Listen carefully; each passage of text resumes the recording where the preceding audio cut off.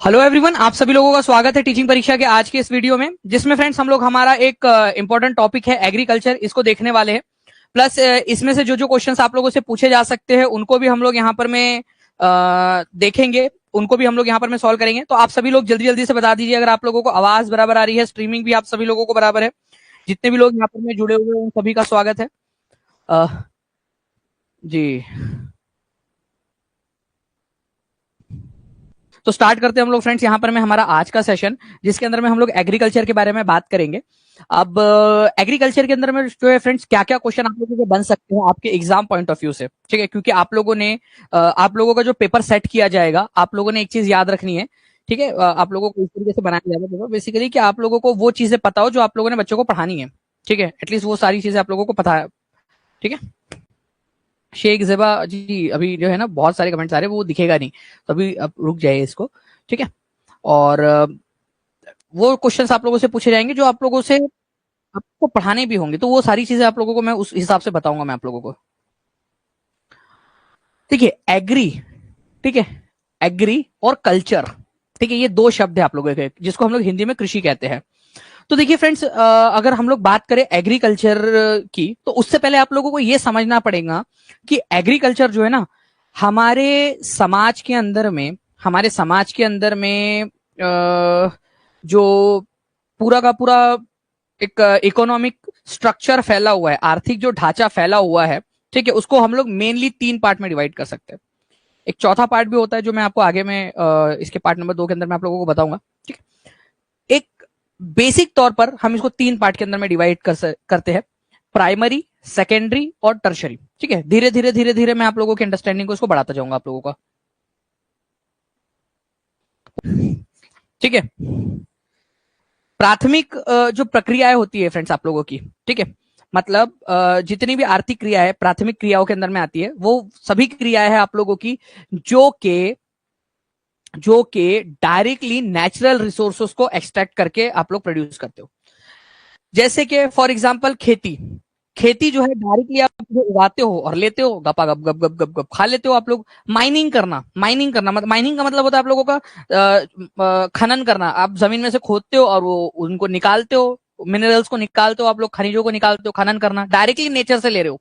Fishing, ठीक है, बैठे थे यहाँ पर में, ऐसा डाले अपने फिशिंग की, या फिर जाल डाल के पकड़ लिया आप लोगों ने, फिशिंग कर ली, तो नेचर से लिया ना। अब ऐसा तो नहीं कि आप लोगों ने जो है यहाँ पर में जो है वो लेबोरेटरी में छोटी छोटी फिश बनाई थी आप लोगों ने, फिर उसको समुद्र में डाल दिया, ठीक है,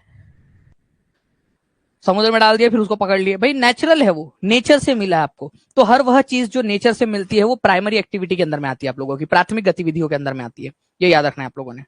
उसके बाद में फ्रेंड्स, अगर मान लो प्राइमरी एक्टिविटी से जो सामान मिला है आप लोगों को, उसमें आप और अपनी जो है यहाँ पर में चुलबाजी कर रहे हो। यहाँ पर में चुल करना मतलब समझते हो ना आप लोग, मतलब कि अपने तरफ से कुछ ऐड कर देना उसके अंदर में, आप उसमें प्रोसेसिंग कर देना, उसको उसमें कुछ बदलाव कर देना, ठीक है। तो वो होता है आप लोगों का सेकेंडरी एक्टिविटी। आलू उगा लिए जी, प्राइमरी एक्टिविटी। अब उसके आप लोगों ने क्या किया, छोटे छोटे छोटे से काट के उसके आलू चिप्स बना लिए और उसको बेच रहे हो आप, ठीक है। आलू चिप्स बनाकर बेच रहे हो आप लोग, ये सेकेंडरी एक्टिविटी हो गया। आपने गन्ना उगाया, ठीक है, ये प्राइमरी एक्टिविटी हो गया।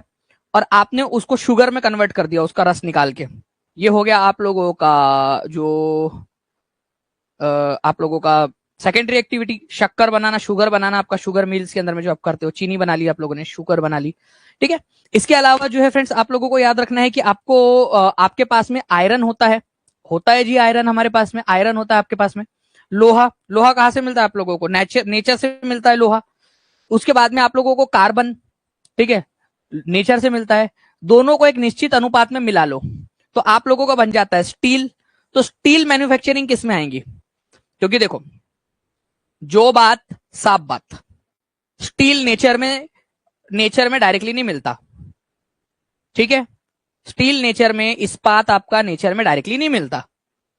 आप क्या करोगे, आप आयरन लोगे, उसमें निश्चित मात्रा के अंदर में जो है कार्बन डालोगे, ठीक है, फिर आपका एक नए प्रकार का जो है मटेरियल बन जाएगा आपका स्टील, इस्पात जिसको आप लोग बोलते हो, जिसकी क्वालिटी थोड़ी अच्छी होती है, ज्यादा मजबूत होता है, अलग उसका जो है यूजेज है। तो स्टील मैन्युफैक्चरिंग सेकेंडरी एक्टिविटी के अंदर में आएगा।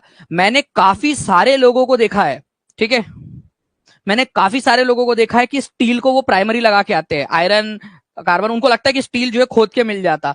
अरे भाई क्या कर रहे हो, स्टील का मतलब ही आयरन कार्बन और उसके बाद में और भी बहुत सारी चीजें मिलाई जाती है अलग अलग प्रकार का स्टील बनाने के लिए। ये बेसिक कंपोनेंट है आपके आयरन और कार्बन, उसके अलावा और भी बहुत सारी चीजें मिलाई जाती है। ठीक है, तो स्टील मैन्युफैक्चरिंग सेकेंडरी में आता है। अच्छा, उसके बाद में ब्रेड बनाना ब्रेड कैसे बनता है आप लोगों का? ऐसा तो नहीं है कि झाड़ पे ब्रेड उठा, ब्रेड तोड़ा, चाय में भिगा के खा लिया। ब्रेड क्या होता है? आप वीट वगैरह गेहूं वगैरह से बनता है वो। आप गेहूं जो है आप लोग, हाँ क्रोमियम वगैरह बाद में अलग अलग मिलाते हैं अलग अलग प्रकार के स्टील को बनाने के लिए, लेकिन ये बेसिक है उसका, ये बेसिक, ये तो चाहिए ही चाहिए। ठीक है, तो आपने जो है गेहूं को पीसा, गेहूं से पीस कर जो है फिर ब्रेड बनाया उसको और ब्रेड को बेच दिया, सेकेंडरी में आ गया आपका। तो प्राइमरी चीजों का इस्तेमाल करके या उसके अंदर में प्रोसेसिंग करके, ठीक है, जो कोई चीज आप नई चीज बना रहे हो, प्राइमरी का प्रोडक्ट को इस्तेमाल करके, ये आप लोगों का है सेकेंडरी एक्टिविटी। ठीक है, प्राइमरी का इस्तेमाल करके कुछ और बना देना वो सेकेंडरी एक्टिविटी के अंदर में आता है। टर्शरी एक्टिविटी के अंदर में आता है आप लोगों का फ्रेंड्स ऐसी चीजें या ऐसा सपोर्ट सिस्टम जिसको आप प्राइमरी और सेकेंडरी एक्टिविटी को देते हो। जैसे फॉर एग्जांपल आपके घर में जो है यहाँ पर में, ठीक है, आप किसान हो, आपने बहुत सारे चावल उगाए, बहुत सारा चावल उगा लिया, अब उसको मार्केट तक लेकर जाना है। ठीक है, तो आप बुलाओगे यहाँ पर में बढ़िया से मुच्छड़ वाले एक ट्रक वाले आदमी को, और भैया और ताऊ जी पहुंचाना है मार्केट में, हाँ यार पहुंचा दो यार, अकेले तो लेके जा नहीं सकते, तो वो लाद कर ले जाकर आपको वहां पर में पहुंचवा देगा आपका सामान को। आपको सर्विस दिया उसने, अपनी सेवा दी, अपनी गाड़ी से वहां तक पहुंचा दिया, ट्रांसपोर्ट कर दिया, तो वो क्या है आपका टर्शरी एक्टिविटी के अंदर में आएगा, तृतीयक श्रेणी के अंदर में। इसके अलावा मान लीजिए आप लोगों का बैंकिंग सिस्टम क्या कर रहा है, आपको कुछ वो प्रोडक्ट वोडक्ट नहीं बना रहा, वो आपका पैसा ले रहा है, रख रहा है, ठीक है, और आप मस्त बैठी अपनी आराम से नींद सो रहे हो, चलो बैंक में रखा है ना पैसा, यार फिर याद आया नीरव मोदी, ललित मोदी और वो विजय माल्या, नींद उड़ गई फिर आप लोगों की, लेकिन हाँ फिर सुकून की नींद आ गई कि चलो यार आरबीआई ने बोला है कि आपका 5 लाख रुपए तक का जो है अमाउंट सुरक्षित रहता है। ठीक है, इंश्योरेंस रहता है आपका 5 लाख रुपए तक का पैसा। तो बैंकिंग आपका क्या हो गया, टर्शरी में आ गया। ट्रेड, व्यापार करना, यहां से सामान खरीदो वहां पर में बेच दो, बीच में जो मुनाफा बचा वो ले लो। ठीक है, आप सर्विस दे रहे हो ना। अब मेरे को लाइफ बॉय साबुन के लिए अगर मान लो लाइफ बॉय के कारखाने में जाना पड़े तो मेरे लिए बड़ा मुश्किल हो जाएगा, तो आप लोग क्या कर रहे हो यहाँ पर में मेरे को, आप लोग जो है, ठीक है, आप लोग एज अ ट्रेडर या एज अ बिजनेसमैन या फिर दुकानदार, आप मेरे को सर्विस दे रहे हो कि मेरे को उधर ना जाना पड़े करके, बीच वाले हो गए बिल्कुल। टीचिंग, आपका टीचिंग के अंदर में आप सर्विस दे रहे हो अपनी, जो आपको आता है, जो आपकी स्किल्स है उसको प्रोवाइड करके आप पढ़ा रहे हो, तो टीचिंग भी आपका सेकेंडरी के अंदर में आ जाएगा, टर्शरी के अंदर में आ जाएगा आप लोगों का, तृतीय श्रेणी के अंदर में। अब बात जो है हमारी पूरी की पूरी जो एग्रीकल्चर वाला हमारा टॉपिक है वो है प्राइमरी सेक्टर के अंदर में, है ना। तो एग्रीकल्चर जो है फ्रेंड्स ये प्राइमरी सेक्टर के अंदर में आता है, ये याद रखना है आप लोगों ने। एग्रीकल्चर अपने आप में जो है वो बड़ा ब्रॉड है, ठीक है, अपने आप में बड़ा ब्रॉड है। एग्रीकल्चर का मतलब केवल ये नहीं है कि आप कुछ चीजें उगा रहे हो, एग्रीकल्चर के अंदर में जानवरों को पालना भी आता है, जानवरों को पाल रहे हो, डायरेक्टली नेचुरल है ना, नेचर से मिल रहा है। अब ये जानवर जो है वो दूध दे रहा है, तो डेयरी प्रोडक्ट जो बनती है आप लोगों की वो भी किसके अंदर में आ जाएंगी फ्रेंड्स, प्राइमरी सेक्टर के अंदर में। जो डेयरी इंडस्ट्री होती है आप लोगों की वो भी प्राइमरी सेक्टर के अंदर में आ जाती है। आगे में मैं उसको बताता हूं आप लोगों को कैसे। तो एग्रीकल्चर अपने आप में प्राइमरी प्राथमिक क्रिया का भाग है, ये आपको याद रखना है। इसमें आप लोगों की फसलें, फल, सब्जियां, फूल और पशुधन का, ठीक है, यहां पर में पालन शामिल है। तो पशुधन का पालन भी एग्रीकल्चर के अंदर में ही गिना जाता है, जानवरों को पालना भी एग्रीकल्चर के अंदर में ही गिना जाता है, ये याद रखना है आप लोगों ने। ओके ओके, चलिए देखिए, कृषि शब्द जो है फ्रेंड्स ये लैटिन शब्दों से लिया गया है। एग्रीकल्चर जो शब्द है आप लोगों का वो लैटिन शब्दों से बना हुआ है आप लोगों का, एगर या फिर एग्री, ठीक है, एगर या एग्री जो है ये लैटिन भाषा के शब्द है आपके, जिसका मतलब होता है मिट्टी। तो आप लोगों से एग्जाम के अंदर में डायरेक्टली पूछा जा सकता है कि लैटिन भाषा में एगर या एग्री का मतलब क्या होता है, एगर या एग्री का मतलब क्या होता है। इसका मतलब होता है मिट्टी, और कल्चर का मतलब होता है कल्टीवेशन या टिलिंग, कल्चर उसमें से मतलब जोतना, मिट्टी को जोतना। तो मिट्टी की जो जुताई है उसी को एग्रीकल्चर कहते हो आप लोग। ये शब्द वहां से उत्पन्न हुआ है, लैटिन भाषा का शब्द है एग्रीकल्चर जो है, लैटिन भाषा का शब्द एगर या एग्री से निकल के सामने आया है। ठीक है, ये याद रखेंगे आप सभी लोग। नाउ फ्रेंड्स, अगर हम लोग बात करें हमारे पूरे दुनिया की, तो ध्यान से समझना आप लोग, हमारे दुनिया की अगर हम बात करेंगे फ्रेंड्स की 50% जो पॉपुलेशन है, मतलब आधी जो पॉपुलेशन है कम से कम, ठीक है, वो एग्रीकल्चरल एक्टिविटी के ऊपर में डिपेंडेंट है। खेती करती है या खेतों में मजदूरी करती है, खेती या खेतों में मजदूरी करती है। दूसरा, अगर मैं बात करूं आप लोगों से, हमारे भारत के अंदर में टू थर्ड जो पॉपुलेशन है, टू थर्ड का मतलब होता है आपका करीब करीब 66%, करीब करीब 66% जो है फ्रेंड्स आप लोगों का एग्रीकल्चर के ऊपर में है। तो पूरे दुनिया के अंदर में, वर्ल्ड के अंदर में वर्ल्ड के अंदर में बात करें हम लोग तो 50%, ठीक है। और इंडिया में बात करेंगे हम लोग, इंडिया में, तो इंडिया के अंदर में ये जो है ये टू थर्ड है। टू थर्ड का मतलब ही होता है, प्रोपोर्शन को कन्वर्ट करोगे आप तो 66% आता है करीब करीब। तो करीब करीब 66% जो है वो क्या है, एग्रीकल्चर के ऊपर में डिपेंडेंट होते हैं। तो ये आप लोगों से डायरेक्टली पूछा जा सकता है, डायरेक्ट क्वेश्चन बनेगा आप लोगों का, ये याद रखना है आप लोगों ने। इसके अलावा अगर हम लोग बात करें फ्रेंड्स एरेबल लैंड की, एरेबल लैंड का मतलब क्या होता है, कृषिगत भूमि। एरेबल लैंड ऐसी भूमि जिसके ऊपर में कोई चीज उगाई जा सके। ये क्वेश्चन ऑलरेडी एग्जाम्स के अंदर में आ चुका है, DSSB के अंदर में, सीटेट के अंदर में आ चुका है। हो सकता है आपसे किसी भी और एग्जाम के अंदर में भी पूछ ले, इन दो एग्जाम्स के अलावा बिहार में पूछ सकता है आप लोगों से, KVS में पूछ सकता है, आगे जाकर कहीं पे भी पूछ सकते हैं। एरेबल लैंड या कृषिगत भूमि का मतलब क्या होता है, कृषिगत भूमि का मतलब होता है वह भूमि जिस पर फसलें उगाई जाती है। जिस पर फसल नहीं उगाई जा रही है वो भूमि एरेबल नहीं है। जिसके ऊपर में आपका घर बना हुआ है, क्या वो एरेबल लैंड है क्या? जिस पर आपका घर बना हुआ है वो एरेबल लैंड है क्या? लैटिन शब्द क्या होते हैं सर, सब जगह सुनने मिलता है। लैटिन एक भाषा है, लैटिन भाषा है। उस भाषा से उत्पन्न कोई अगर कोई शब्द है तो उसको लैटिन भाषा से उत्पन्न शब्द बोलते हैं। लैटिन शब्द मतलब लैटिन भाषा का शब्द, जैसे हिंदी भाषा, इंग्लिश भाषा, वैसे लैटिन भाषा थी, ठीक है, पुराने समय में इस्तेमाल होती थी। एरेबल लैंड, आप जिस प्लेग्राउंड के ऊपर में खेलते हो, क्रिकेट खेलते हो, या फिर आप लोग जो है मान लो कि आपका गार्डन वगैरह है, गार्डन इन द सेंस वो वाला गार्डन नहीं आप लोगों का जो जिसमें आप कुछ उगा रहे हो। गार्डन मतलब जो नहीं क्या म्यूनसिपैलिटी के गार्डन होते हैं आप लोगों के, ठीक है, नगर पालिका वगैरह के गार्डन होते हैं, आप टहलने जाते हो वहां पर में, कुछ लोग जो है बस ऐसे ही चले जाते हैं घूमने के लिए। तो वो भी एरेबल लैंड नहीं है, क्योंकि वहां आपकी क्रॉप्स नहीं उगाए जा रहे, पौधे वगैरह उगा रहे लेकिन क्रॉप्स नहीं उग रहे वहां पर में कोई, ठीक है, फसलें नहीं उगाई जा रही वहां पर में, पार्क जिसको बोलते हो, बिल्कुल। इसके अलावा जो है फ्रेंड्स आपको एक चीज याद रखनी है, एक चीज आप लोगों को याद रखनी है, कहीं पे भी अगर आपको खेती करनी है तो क्या करना है, बस जाना है वहां पर में, खोदना है, बीज डालना है, पानी डालना है, उग जाएगा, ऐसा है क्या यहाँ पर में? नहीं मेरे लाल, ऐसा नहीं होता, ठीक है। आपको वहां पर में वहां की मिट्टी देखनी पड़ती है, ठीक है, आपको वहां मिट्टी कैसी है, वहां पर में क्लाइमेट कैसा है, बहुत ज्यादा गर्मी पड़ती है, ठंडी पड़ती है, बारिश पड़ती है, कैसी पड़ती है वो देखना पड़ता है आपको। उसके अलावा आपको टोपोग्राफी देखनी पड़ती है वहां की, कि उबड़ खाबड़ जमीन है, प्लेन जमीन है, पहाड़ी जमीन है, कैसी जमीन है, सारी बहुत सारी चीजें देखनी पड़ती है आपको एग्रीकल्चर करने से पहले।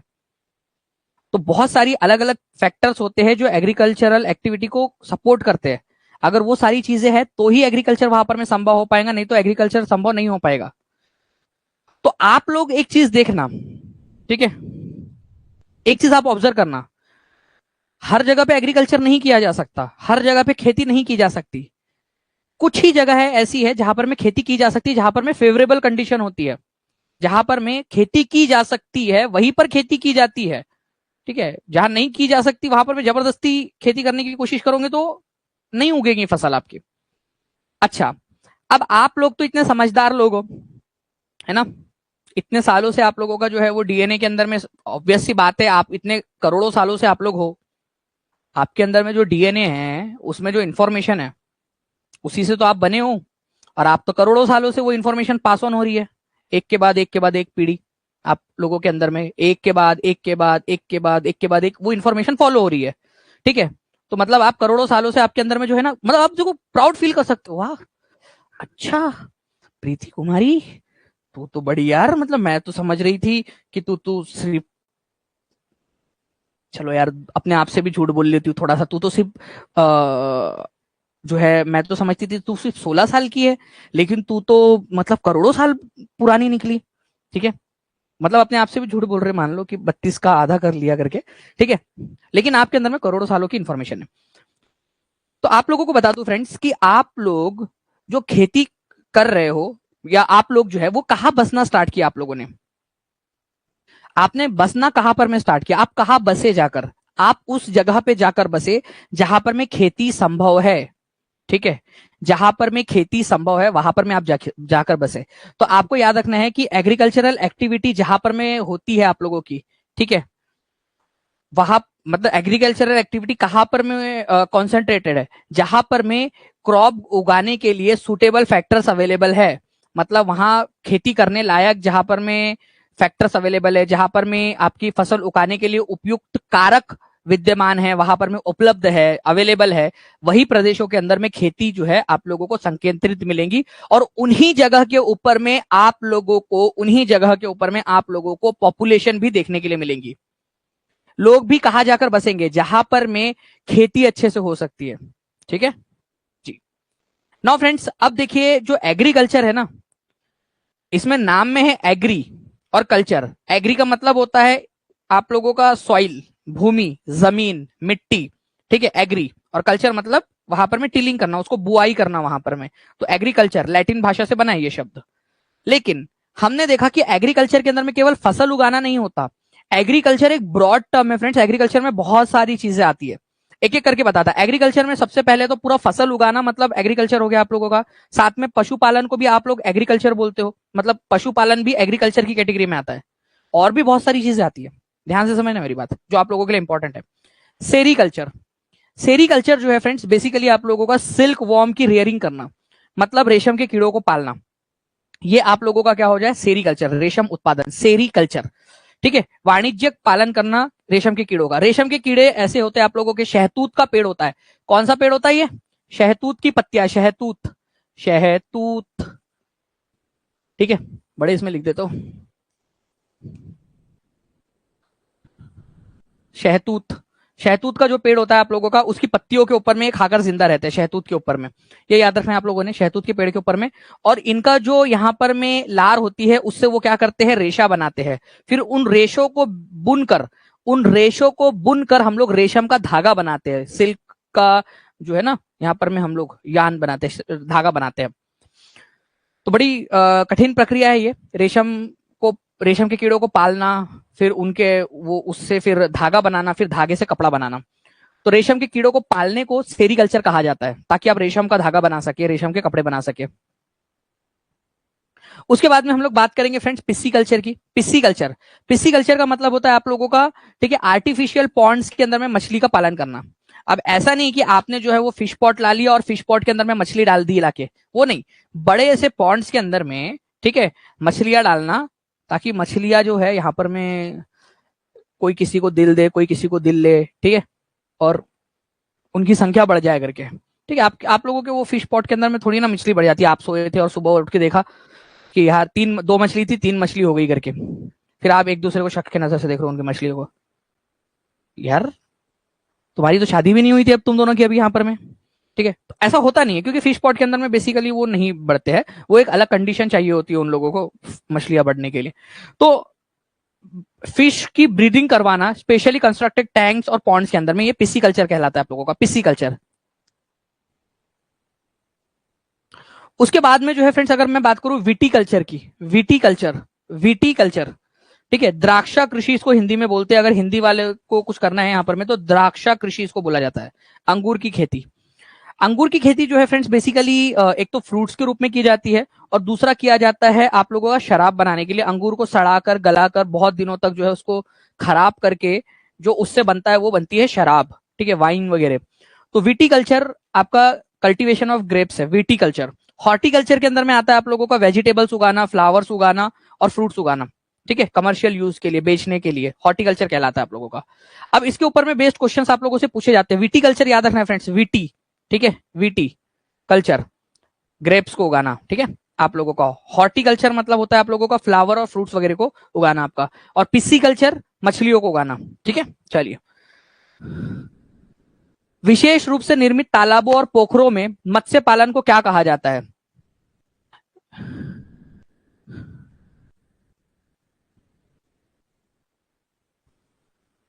अच्छा, 27 बेबी दिए थे उसने? क्या बात है प्रीति, कौन सी वाली मछली लाई थी जिसने 27 बेबी दिए थे? जहां तक मेरा अंदाजा है कि वो बेबीज देते नहीं है, उनके अंडे होते हैं।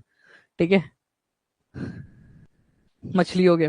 विशेष रूप से निर्मित तालाबों और पोखरों में मत्स्य पालन को क्या कहा जाता है? तो विशेष रूप से निर्मित तालाबों और पोखरों को जो है आप लोग विटी कल्चर नहीं कहते हो, आप लोग पिसी कल्चर कहते हो, ये याद रखना है आप लोगों ने। ठीक है, विटी कल्चर का मतलब होता है अंगूर की खेती, अंगूर, अंगूर।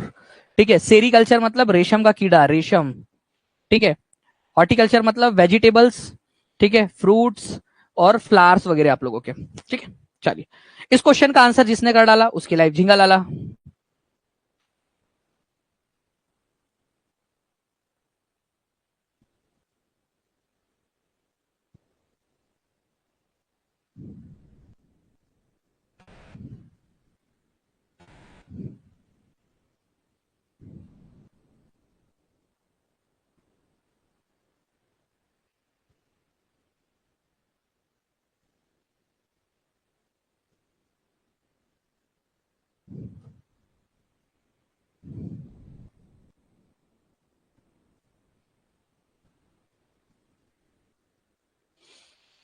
सिल्क के धागे में प्रोटीन पाया जाता है? बिल्कुल, सिल्क के धागे के अंदर में एक प्रोटीन पाया जाता है।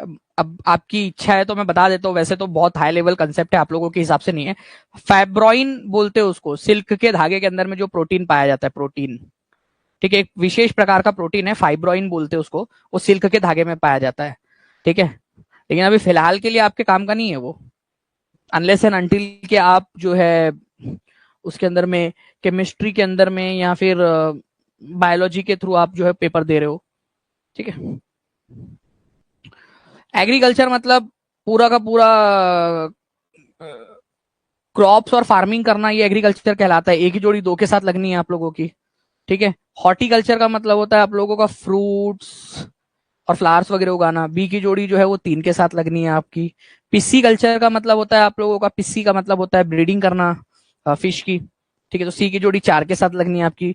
और विटी कल्चर का मतलब होता है अंगूर की खेती करना। तो डी की जोड़ी जो है आप लोगों की 1 के साथ में, 2 3 4 1, 2 3 4 1 ऑप्शन नंबर 2 में दिया हुआ था। ठीक है, आराम से आप लोग कर सकते थे इस चीज को। ठीक है,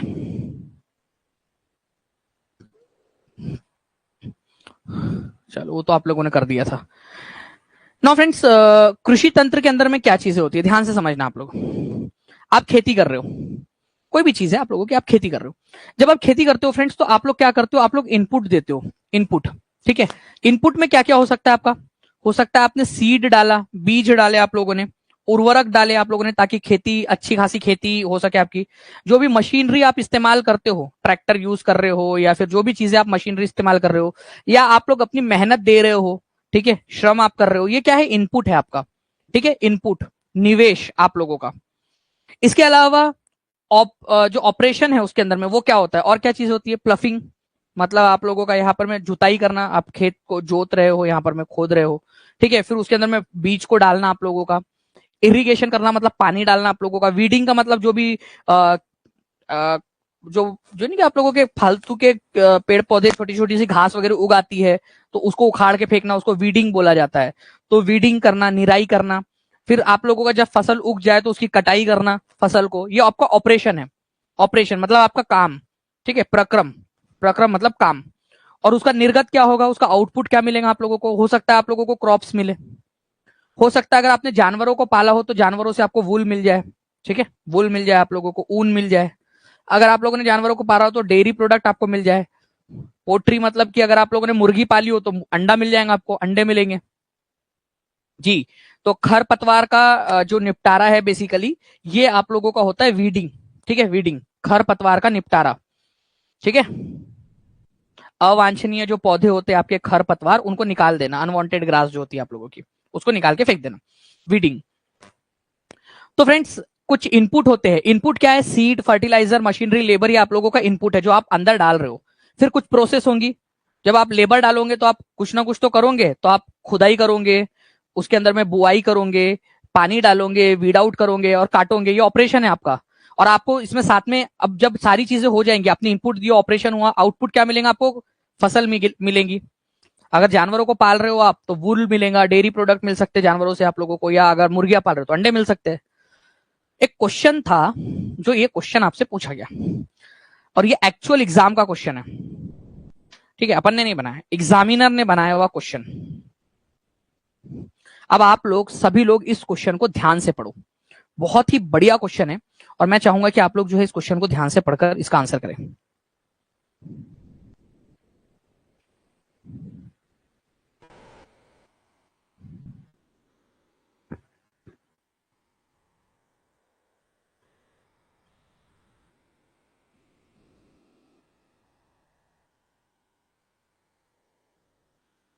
तो देखिए यहां पर अगर मैं बात करूं आप लोगों से,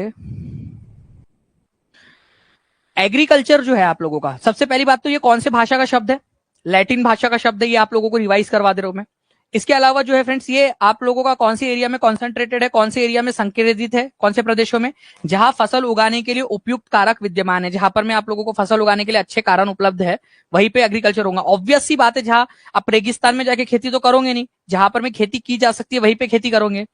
वूल, डेयरी और पोल्ट्री प्रोडक्ट्स, ये आउटपुट है एग्रीकल्चर के, मतलब ये इनको आउटपुट में गिना जाता है। ऑब्वियस सी बात है, ये मिल रहे हैं ना आपको बाहर, आप अंदर डाल रहे हो, जो श्रम डाल रहे हो, बीज डाल रहे हो आप लोग, ठीक है, या फिर आप लोग जो है अपना पूंजी डाल रहे हो, ये सब आप लोगों का इनपुट हो गया, ठीक है, पैसा लगा रहे हो। वूल, डेयरी, पोल्ट्री प्रोडक्ट और क्रॉप्स, जो फसल है वो, ये सारे के सारे आपके आउटपुट के अंदर में आते हैं। अब कुछ लोग ये सोच सकते हैं कि सर वूल, डेयरी और पोल्ट्री ये सब तो जानवरों से रिलेटेड है, ये एग्रीकल्चर में इसका क्या काम है? तो भाई एग्रीकल्चर के अंदर में आप लोगों को याद रखना है कि एग्रीकल्चर के अंदर में जानवरों को पालना भी आता है, जानवरों का पालन, पशुपालन, ठीक है, ये भी एग्रीकल्चर का ही पार्ट है। तो जो वूल मिलेगा आपको, ऊन मिलेगा, डेयरी प्रोडक्ट्स मिलेंगे, डेयरी प्रोडक्ट मतलब दूध, दही, पनीर, अब डायरेक्टली दही तो नहीं मिलेगा, लेकिन दूध मिलेगा तो उससे बना सकते हो ना आप लोग। तो बी भी सही है आप लोगों का, तो आंसर हो जाएगा आप लोगों का both A and B are true. अब बहुत इंपॉर्टेंट वाली बात, इसके ऊपर में से एक क्वेश्चन जो है फ्रेंड्स आप लोगों का अभी 2018 के अंदर में जो आप लोगों की केवीएस की एग्जाम हुई थी ना, उसके अंदर में भी आया था आप लोगों का, डीटी प्लस भी में आ चुका है, सीटेट की एग्जाम्स के अंदर में जो है इससे रिलेटेड क्वेश्चंस पूछे जाते हैं, एसएससी के अंदर में इससे रिलेटेड क्वेश्चंस पूछे गए, बहुत सारा जो है आप लोगों का यहां से क्वेश्चन बनाया जा सकता है, ठीक है, ओके।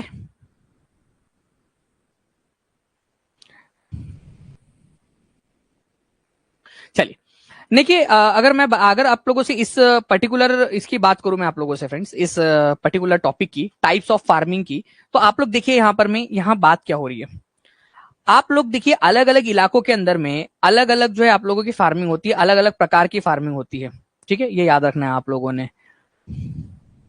कुक्कुट उत्पादन का सर मैंने अभी बताया ना आपको कि पक्षियों, आपके पशुपालन को भी एग्रीकल्चर में गिना जाता है, तो ऑब्वियस सी बात है कुक्कुट पालन को भी इसमें ही गिना जाएगा एग्रीकल्चर के अंदर में। बहुत जल्दी होंगे अमन रस्तों की, बहुत जल्दी।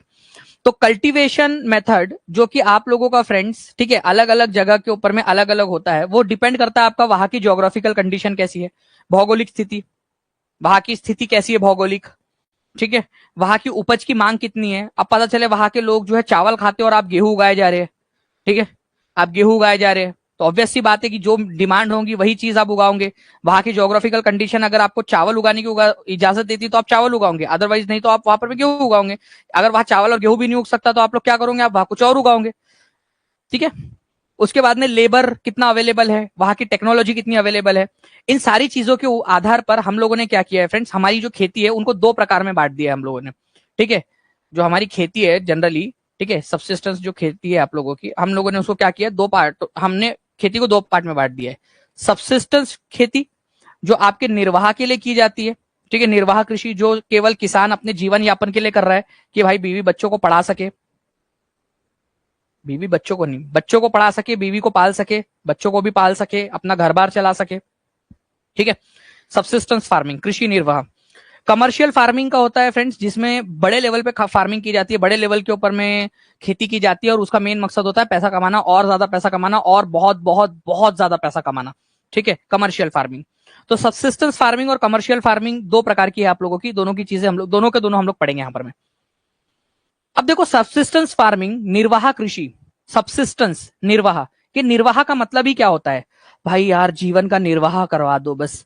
किसी से पूछो क्या कैसी चल रही है यहां पर में, ठीक है, ठीक है, क्या हो रहा है, क्या चल रहा है, तो बस लोग बोल रहे हैं यहां पर में कट रही है, लोग यही बोलते हैं कट रही है यहां पर में, कि भाई उनसे पूछो कैसा है, क्या और क्या हाल है, ठीक है, कैसी चल रही है जिंदगी, बस कट रही है, ऐसे ही बोलते हैं यहां पर में, कट रही है,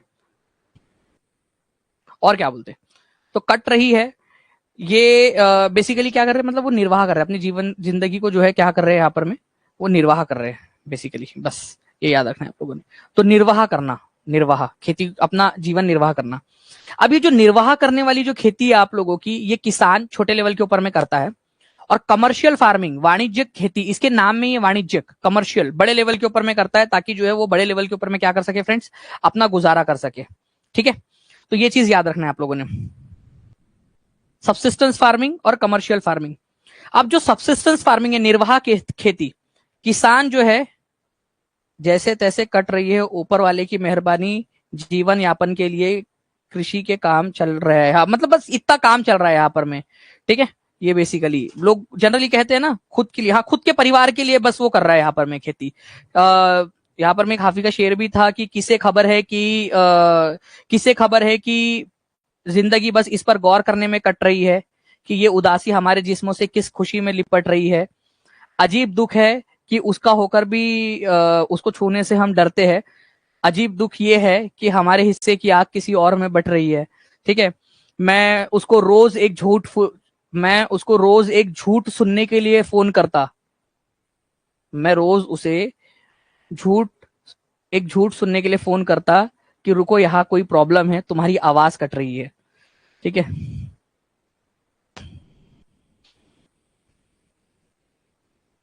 चलिए, तो यहां पर में जो है फ्रेंड्स कट रही है, मतलब बेसिकली जिंदगी काटने के लिए यहां पर में वो अपनी खेती करते हैं। निर्वाह कृषि के भी दो प्रकार है, निर्वाह खेती के भी दो प्रकार है, ठीक है।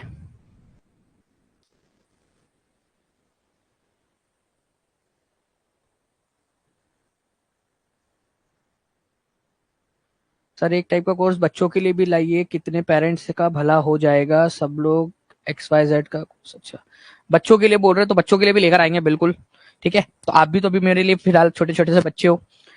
देखिए इंटेंसिव फार्मिंग की बात करूं, गहन निर्वाह कृषि की बात करूं आप लोगों से, ठीक है। मैं चाहता हूं कि हमारे टीचर्स ऐसे बने, ठीक है, जिसके अंदर में उनको छोटे छोटे बच्चों को जो है ना, वो इतना बड़ा बड़ा महंगा 2-2, 3-3 लाख रुपए का कोर्स ना खरीदना पड़े। छोटा छोटा जो है ना, हमारे सरकारी टीचर या हमारे स्कूल के टीचर ऐसे बने कि बच्चों को बाहर, पेरेंट्स को जो है ना, जो एक पेरेंट होता है अपनी गाड़ी बेचकर, अपनी स्कूटी बेचकर, ठीक है, बस से जाए और वो अपने बच्चों को, वो बच्चे को वो दिला के दे, टैबलेट टूबलेट क्या होता है वो सब मिलता है, वो सब ना करना पड़े, जस्ट बिकॉज क्योंकि उसने देखा है और उसको लगता है कि मेरी तो जैसे तैसे गुजर गई जिंदगी, मेरे बच्चे की ऐसा ना हो करके, और वो बस से जाता है और अपनी स्कूटी 50,000 में बेच देता है, और बाकी का उधार लेकर अपने बच्चे को वो दिला कर देता है, और वो भी वेस्ट हो जाता है। क्यों ना सरकारी स्कूल में ही उतनी अच्छी पढ़ाई हो जाए, बच्चा वो निकल जाए वहां से। गहन निर्वाह कृषि और एक होती है प्रिमिटिव निर्वाह कृषि, ठीक है, आदिम निर्वाह कृषि। इसमें फर्क क्या है मैं आपको बताता हूं। देखिए गहन निर्वाह कृषि जो है ना फ्रेंड्स, ये होती है एक जगह पे रुक कर, एक जगह रहकर, ठीक है, एक जगह पे छोटे से खेत के ऊपर में खेती करना, ठीक है, छोटे से खेत के अंदर में खेती करना। और आदिम निर्वाह कृषि का मतलब जो है फ्रेंड्स, इसके शब्द में ही है आदिम। आदिम का मतलब क्या होता है? आदि मानव, ठीक है, या आदम के बाबा आदम के जमाने की खेती टाइप की, जिसमें जो ट्राइबल लोग हैं, जो कबीलाई लोग होते हैं, वो स्थानांतरित खेती करते, एक जगह से दूसरी जगह से तीसरी जगह खेती करते हैं यहाँ पर में, ठीक है। चलवासी पशुचारण, जो एक जगह से दूसरी जगह से तीसरी जगह लेकर घूमते रहते हैं अपने पशुओं को, घुमक्कड़ लोग, बिल्कुल। तो ये प्रिमिटिव मतलब कि पुराने जमाने वाली खेती, क्योंकि भाई पशुपालन भी तो एक प्रकार का खेती है आप लोगों का, नोमैडिक हर्डिंग जिसको बोलते हो आप लोग, एक है गहन निर्वाह कृषि, जो एक जगह पे रहकर छोटे से खेत में खेती करना अपना जीवन यापन करने के लिए। और दूसरी है बाबा आदम के जमाने की खेती, प्रिमिटिव खेती आप लोगों की, जिसको आदिम निर्वाह कृषि बोला जाता है। ठीक है, जिसमें शिफ्टिंग कल्टीवेशन और नोमैडिक हर्डिंग आता है आपका। दोनों एक एक करके मैं आप लोगों को बताता हूं। एक बार रिवाइज करवा देता हूं आपको। हमने देखा कि खेती दो प्रकार की हो सकती है, एक होती है सबसिस्टेंस खेती और एक होती है कमर्शियल खेती। निर्वाह कृषि और वाणिज्यिक कृषि। अगर एक किसान अपने जीवन यापन के लिए, अपने परिवार के भरण पोषण के लिए खेती कर रहा है, उसका मकसद इतना है कि भाई जीवन की जरूरतें पूरी हो जाए, बस, वो निर्वाह कृषि के अंदर में आता है। और बड़े लेवल के ऊपर में हजारों एकड़ के भूमि के ऊपर में खेती की जा रही है, ठीक है, ताकि बहुत सारा पैसा, करोड़ों रुपए कमाया जा सके, वो कमर्शियल फार्मिंग होती है आपकी। कमर्शियल फार्मिंग या वाणिज्यिक कृषि उसको बोला जाता है। ठीक है,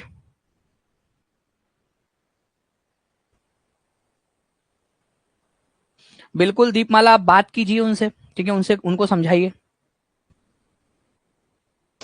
अब मैं आपको बताता हूं फ्रेंड्स, ठीक है, इंटेंसिव और प्रिमिटिव जो आप लोगों की खेती है यहां पर में, इंटेंसिव जो सबसिस्टेंस है उसमें इंटेंसिव और प्रिमिटिव है आपका। इंटेंसिव के अंदर में एक जगह पे रहकर एक छोटे से प्लॉट पर खेती करना, और आदिम निर्वाह कृषि के अंदर में घूमते फिरते रहना, शिफ्टिंग कल्टीवेशन या नोमैडिक हर्डिंग, घूमते फिरते रहना, एक जगह पे रहना इंटेंसिव। ठीक है, और प्रिमिटिव मतलब आदिम जमाने में बाबा आजम के जमाने जैसा इधर उधर घूमते रहना यहाँ पर में।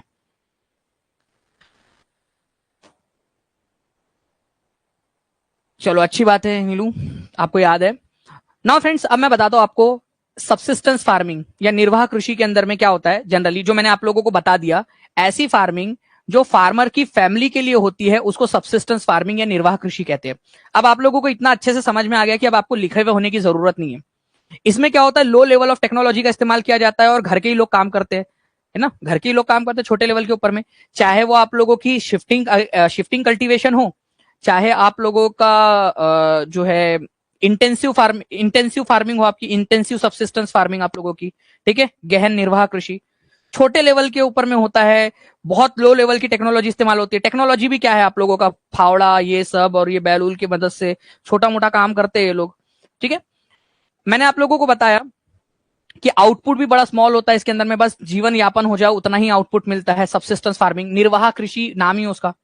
इसको दो पार्ट में बांटा गया है, इंटेंसिव और प्रिमिटिव। एक जगह पे रहकर करेंगे तो इंटेंसिव खेती, और घूमते फिरते करेंगे तो प्रिमिटिव। गहन निर्वाह कृषि और आदिम निर्वाह कृषि। ठीक है, ये आप लोगों को बताया मैंने। देखो पूरा फ्रेश फिर से ला दिया आप लोगों के लिए। सबसिस्टेंस फार्मिंग मतलब किसान जो है वो अपनी जरूरतों के लिए पूरा करता है, यहां पर में केवल छोटे लेवल के ऊपर में होता है। लो लेवल ऑफ टेक्नोलॉजी का इस्तेमाल किया जाता है इसके अंदर में, बहुत कम टेक्नोलॉजी, मतलब ना के बराबर टेक्नोलॉजी का इस्तेमाल किया जाता है। और आउटपुट भी इसमें बहुत कम होता है, जो मिलता है आप लोगों को वो बहुत कम होता है आप लोगों का। ठीक है,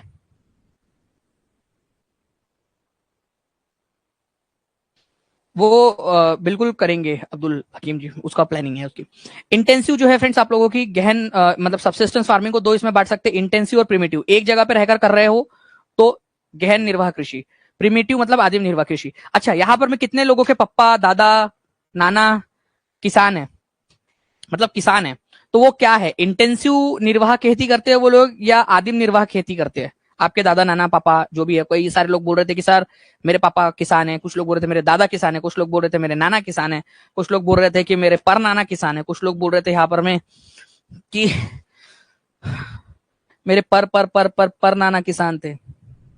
कौन सी वाली खेती करते थे आपके नाना पर नाना दादा दादी?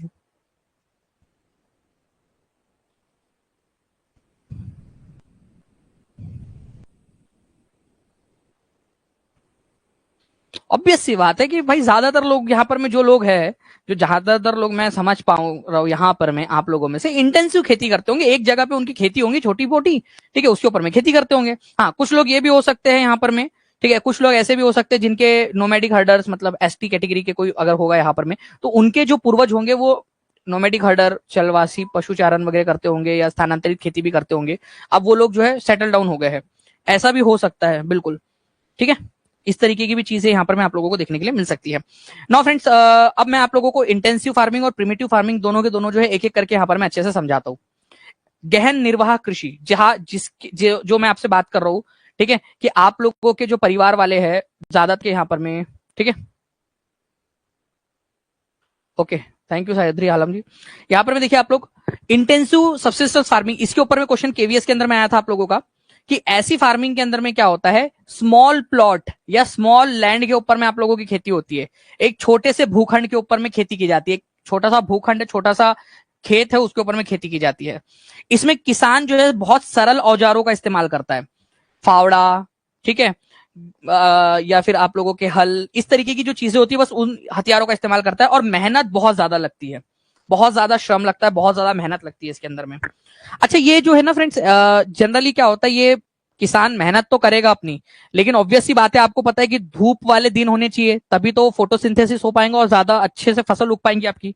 इसके अलावा जो है भूमि जो है वो आप लोगों की उर्वर होनी चाहिए, मतलब फर्टाइल सॉइल होनी चाहिए, उपजाऊ जमीन होनी चाहिए, लार्ज नंबर ऑफ डेज होने चाहिए सनशाइन वाले, मतलब धूप अच्छी खासी पड़नी चाहिए।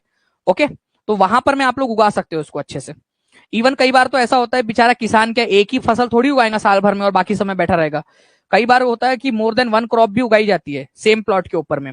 एक बार एक फसल उगाई, उसको काट लिया, फिर दूसरी फसल उगाई, क्योंकि भाई घर बार तो चलाना है, खाना तो खाना है, ठीक है, पैसे तो चाहिए, बच्चे की फीस भरनी है, ट्यूशन की फीस भरनी है, ठीक है, तो काम करना पड़ेगा। तो एक से ज्यादा भी फसलें वो साल में उगाता है किसान, लोन की किश्त भरनी है, बहुत सारी चीजें होती है। इसके अलावा जो है फ्रेंड्स, मैं आप लोगों को बता दूं कि ये जो गहन निर्वाह कृषि है, इन लोगों के लिए, इन लोगों के पास में क्या इतना पैसा होता होगा आप लोगों को लगता है, जिससे कि ये लोग जो है ये लोग कुआं खुदवा सके, नहर ला सके? क्या लगता है आप लोगों को, क्या इतना पैसा इनके पास में होता होगा, या ये लोग बारिश के पानी पे निर्भर होते होंगे? आप लोग बताओ, आप अपने दिमाग का इस्तेमाल करके बताओ कि आप लोगों को क्या लगता है।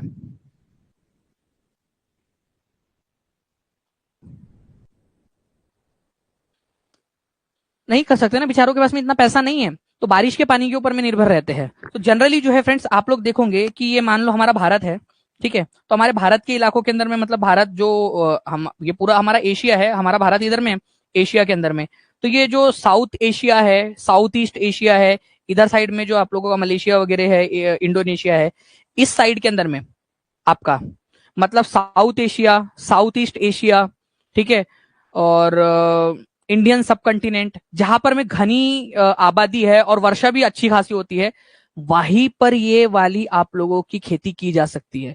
क्योंकि बेचारा मानसून वाली, हाँ, जहां पर में मानसून होती है, ठीक है, मानसून क्षेत्र वाला एरिया है, जहां पर में आप लोगों का मानसून रीजन है, साउथ एशिया वाला रीजन, साउथ ईस्ट एशिया वाला, ईस्ट एशिया वाला जो रीजन है आप लोगों का, जहां पर में बारिश अच्छी होती है, वहां पर में खेती की जाती है। और वहां पर में जनसंख्या भी बहुत सारी है, क्योंकि वहां बारिश होती है, खेती वगैरह अच्छे से हो पाती है, तो बहुत सारी जनसंख्या यहाँ पर में आकर बस गई है, ठीक है।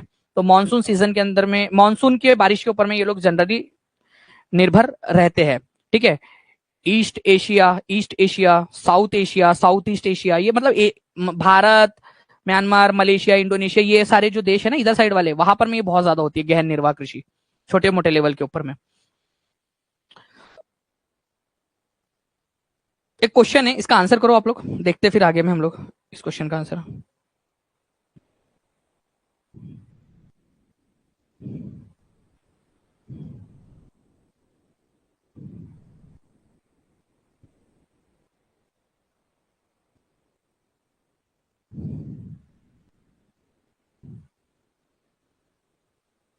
बिल्कुल सुरेंद्र जी। इस क्वेश्चन को देखिए फ्रेंड्स, तीन स्टेटमेंट है यहाँ पर, मैं आप लोगों के तीन तीन स्टेटमेंट, और आप लोग तो बहुत आसानी से कर लोगे। और केवीएस के अंदर में भी इसी तरीके का एक क्वेश्चन आया था आप लोगों को, आपसे बोला गया था कि कौन सी वाली खेती है। इस तरह की फार्मिंग में जो प्रैक्टिस होती है वो केवल किसानों के परिवार को ही कर पाती है। लो लेवल ऑफ टेक्नोलॉजी का इस्तेमाल किया जाता है, स्मॉल आउटपुट होता है इसके अंदर में, छोटा सा आउटपुट होता है, मतलब ज्यादा फसल नहीं उग पाती। ये उस एरिया में प्रिविलेंट है जहां पर में थिकली पॉपुलेटेड एरिया है और मानसून वाला रीजन होता है, जैसे south Asia, south east Asia या ईस्ट एशिया, वैसे वाले क्षेत्र के अंदर में। तो ऑब्वियस सी बात है, यहाँ पर में किस बारे में बात हो रही है, गहन निर्वाह कृषि की बात हो रही है, बस परिवार की जरूरतों को पूरा करने के लिए यहाँ पर में किया जा रहा है यहाँ पर, ठीक है। तो आंसर होगा आपका intensive subsistence farming. Intensive, primitive मतलब पुराना, ऐसा याद रख लो, पुराने वाला तरीका, पशु चलाना, इधर से उधर खेती करते हुए घूमते रहना, वो वाला पुराना। कमर्शियल फार्मिंग तो हो ही नहीं सकता यहाँ पर में, स्मॉल आउटपुट, कमर्शियल फार्मिंग में तो बड़ा आउटपुट मिलता है आप लोगों को। तो जो मैंने आप लोगों को बताया फ्रेंड्स कि ये जो इंटेंसिव सबसिस्टेंस फार्मिंग है आपकी, गहन निर्वाह कृषि, ये कहां पर में मौजूद है आपकी, ठीक है, जहां पर में मानसून वाला रीजन है, जहां बारिश अच्छी खासी होती है, ठीक है, जहां पर में मानसून का पानी अच्छा आता है, वहां घनी आबादी भी है, ठीक है, ऐसे इलाकों के अंदर में ये खेती की जाती है। जनरली गहन निर्वाह खेती के अंदर में चावल उगाया जाता है आपका, उसके अलावा व्हीट, मेज, पल्सेस, ऑयल सीड्स, गेहूं, मक्का, दाल वगैरह जो होती है, तिलहन होती है आप लोगों की, वो उगाई जाती है इसके ऊपर में, इसके अंदर में। बट मेहनत बहुत लगती है इसमें। कई बार तो ऐसा होता है कि पूरा का पूरा जो परिवार है, जो गहन निर्वाह कृषि है उसके अंदर में पूरा परिवार जो है वो लगा रहता है लेबर के अंदर में, पूरे परिवार के लोग काम करते हैं, इवन बच्चे उच्चे जो होते हैं ना उनके, वो लोग भी काम करते हैं खेतों में जाकर। पता नहीं आप लोगों में से कोई है क्या जो जिसने ये सहा हो, ठीक है, वो पूरा का पूरा परिवार मेहनत करता है खेतों में जाकर और काम करता है उसके अंदर में। मेहनत मतलब लेबर बहुत ज्यादा होता है इस गहन निर्वाह कृषि के अंदर में, क्योंकि इतनी टेक्नोलॉजी या उतना ज्यादा उनके पास संसाधन नहीं होते कि वो ट्रैक्टर ले सके या अलग अलग चीजें ले सके या कटाई की मशीन ले सके, हार्वेस्टिंग के लिए ले सके, ठीक है। तो अब बच्चे मतलब ऐसा दूध पीते वाले बच्चे नहीं, बच्चे इन द सेंस 10-12 साल का हो गया बच्चा वो, ठीक है। कई जगह पे भी तो ऐसा भी होता है फ्रेंड्स, आप लोग जब टीचर बनोगे तो आप लोग जाकर देखोगे, अगर गांव वगैरह में आपकी पोस्टिंग होती है तो आप लोग देखोगे कि जब कटाई का मौसम होता है आप लोगों का, हार्वेस्टिंग का, ठीक है, या बुआई का मौसम होता है जिस समय में, उस समय में बच्चे स्कूल भी नहीं आते। उस समय में बच्चे स्कूल नहीं आते क्योंकि वो लोग जो है उस समय में खेतों में जाते हैं। अंग्रेजों के समय में तो ऐसा था कि स्कूल की छुट्टी, ऑफिशियल छुट्टी होती थी उस समय में, जब हार्वेस्टिंग का, कटाई का मौसम होता तो अंग्रेजों के समय में ऑफिशियली जो गवर्नमेंट स्कूल्स होती थी उनको छुट्टी दी जाती थी, क्योंकि गरीब लोग होते थे वो लोग जो है अपने परिवार के साथ में मदद करने के लिए जाते थे। जैसे आपको धुपकाले की छुट्टी लगती है ना आप लोगों को, 2 महीने की गर्मी की छुट्टी, उसमें वैसा होता था। Now friends, primitive subsistence agriculture, आदिम निर्वाह कृषि आप लोगों की, आदिम का मतलब ये पुराने जमाने जैसा, प्रिमिटिव पुराना वाला, ठीक है। इसके अंदर में पुराने वाले तरीके हैं खेती करने के, ठीक है, पुराने वाले तरीके। शिफ्टिंग कल्टीवेशन, स्थानांतरित कृषि जिसको बोला जाता है, एक जगह से दूसरे जगह, दूसरे जगह से तीसरे जगह घूमते रहना, घूमते रहना, घूमते रहना, घूम घूम के खेती करना यहाँ पर में, ठीक है, शिफ्टिंग कल्टीवेशन आप लोगों का। और एक है चलवासी पशुचारण, मतलब अपने पशुओं को लेकर इधर से उधर घूमते रहना। एक एक करके बात करते हैं आप लोगों से, मैं फिर से रिवाइज करा रहा हूं आपको। खेती को 2 प्रकार में बांटा जा सकता है, सबसिस्टेंस फार्मिंग, निर्वाह कृषि जो जीवन यापन के लिए की जाती है, और एक होती है पैसा कमाने के लिए, कमर्शियल फार्मिंग। निर्वाह कृषि को 2 पार्ट में बांटते हैं आप लोग। अगर एक ही जगह पे रहकर छोटे से खेत में खेती की जा रही है, उसको इंटेंसिव सबसिस्टेंस फार्मिंग बोला जाएगा, गहन निर्वाह कृषि। और मान लीजिए कि अलग पुराने जमाने की तकनीक का इस्तेमाल किया जा रहा है, आदिम जमाने की, पुराने जमाने की, तो उसको आदिम निर्वाह कृषि या प्रिमिटिव सबसिस्टेंस फार्मिंग बोलते हैं, जीवन यापन के लिए जो आदिम तरीके अपनाए जा रहे हैं, जैसे शिफ्टिंग कल्टीवेशन, नोमैडिक हर्डिंग। अब हम लोग यहाँ पर में हमने इसको देख लिया है, अब प्रिमिटिव निर्वाह कृषि को हम लोग देखेंगे, प्रिमिटिव सबसिस्टेंस फार्मिंग या आदिम निर्वाह कृषि। देखिए फ्रेंड्स, शिफ्टिंग कल्टीवेशन या स्थानांतरित कृषि जो होती है आप लोगों के, स्थानांतरित, तो लगा देना यहां पर मैं, स्थानांतरित कृषि। देखिए स्थानांतरित कृषि जो है ना, बड़ी सिंपल सी बात है, ठीक है। यहां पर में ये जो है ना, यहां पर में हम लोग इनको लेते हैं, यहां पर में ये बाबा जी, ये बाबा जी जो है इन्होंने जो है अपना घर बार सब कुछ छोड़ दिया, ठीक है, बीवी से तंग आ गए थे, ये चले गए जंगल में। अब ये चाहते हैं कि खेती करे करके, इन्होंने क्या किया, नई साइट चुनी यहां पर में। ये इन्होंने देखा यार ये जगह बढ़िया है, यहाँ पर में बहुत सारे पेड़ है, मैं क्या करूंगा, यहाँ पर मैं खेती करूंगा। वो क्या करेंगे, जाएंगे मस्त पैकी, सारे पेड़ों को देखो उन्होंने काट दिया, पेड़ों को काट दिया उन्होंने, ठीक है, पेड़ों को काट दिया। इन्होंने उखाड़ा नहीं पेड़ को, ठीक है, पेड़ों को उखाड़ा नहीं यहाँ पर में कि यहाँ पर में जय दानिशमती करके उखाड़ नहीं दिया उन्होंने, यहाँ पर में उन्होंने क्या किया, यहाँ पर में काट दिया, स्लैश कर दिया, काट दिया उन्होंने। हाँ, पूरी तरह से उखाड़ा नहीं जाता, बिल्कुल, ठीक है, काटा जाता है, स्लैश किया जाता है, काटा जाता है, कर्तन किया जाता है, इसको काट दिया जाता है। फिर जो बच गया नीचे वाला हिस्सा, उसको जला दिया जाता है, बर्निंग, इसको दहन बोला जाता है, दहन, ठीक है। इसी वजह से इस प्रकार की खेती को कर्तन और दहन की खेती भी बोलते हो आप लोग, कर्तन और दहन की खेती, ठीक है, स्लैश एंड बर्न। पहले काटा जाता है, फिर जला दिया जाता है। अब यहां पर मैं जला दिया तो राख बचेंगी आप लोगों की, राख बच गई, राख राख राख, ठीक है, राख बच गई। वो राख को क्या करो, सब तरफ फैला दो राख को, उससे पोषकता मिलेगी जमीन को, केमिकल का इस्तेमाल नहीं करना पड़ेगा, नेचुरल फर्टिलाइजर के तौर पर इस्तेमाल कर वो हो जाएंगी उसकी राख। साथ में दाने भी डाल दो, जो बीज है आपके, बीज को डाल दो आप लोग यहाँ पर में। आपने बीज डाल दिया, सूरज वूरज मस्त पे कि सूरज निकला हुआ है, बारिश उरिश आएंगी, फसल उगेंगी। फसल को काट लो, हार्वेस्ट कर लो। हार्वेस्ट का मतलब होता है कटाई करना। कटाई कर लो आप लोग, कटाई कर लो।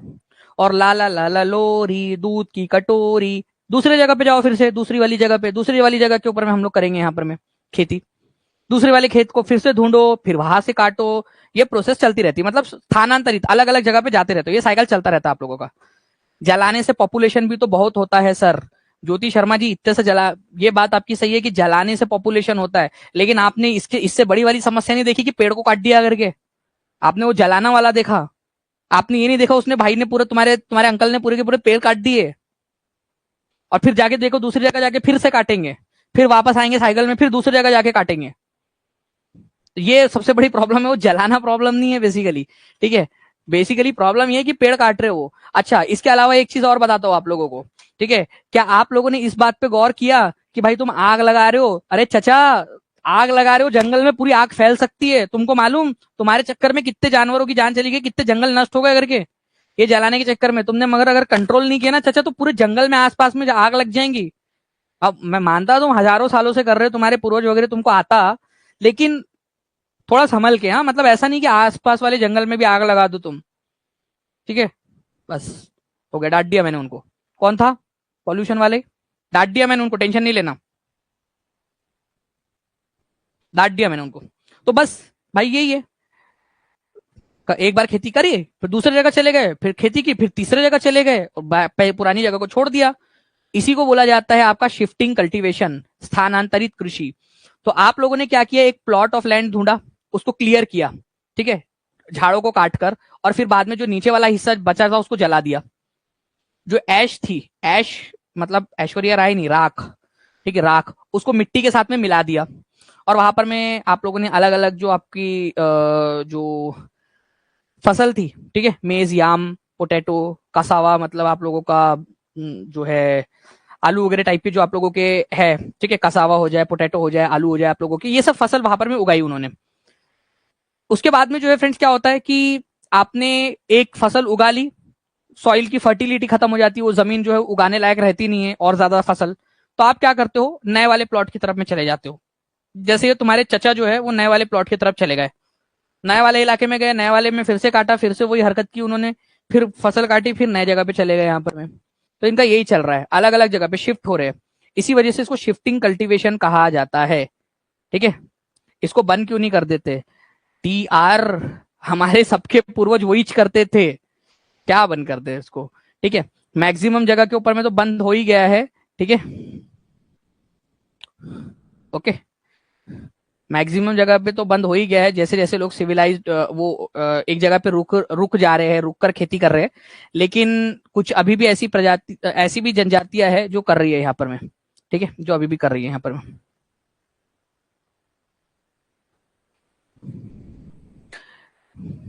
ये जो प्रैक्टिस है फ्रेंड्स, ठीक है, शिफ्टिंग कल्टीवेशन की, कहाँ की जाती है? भाई नॉर्थ ईस्ट इंडिया में की जाती है, ठीक है, नॉर्थ ईस्ट इंडिया में, हमारे भारत के पूर्वोत्तर भारत में की जाती है।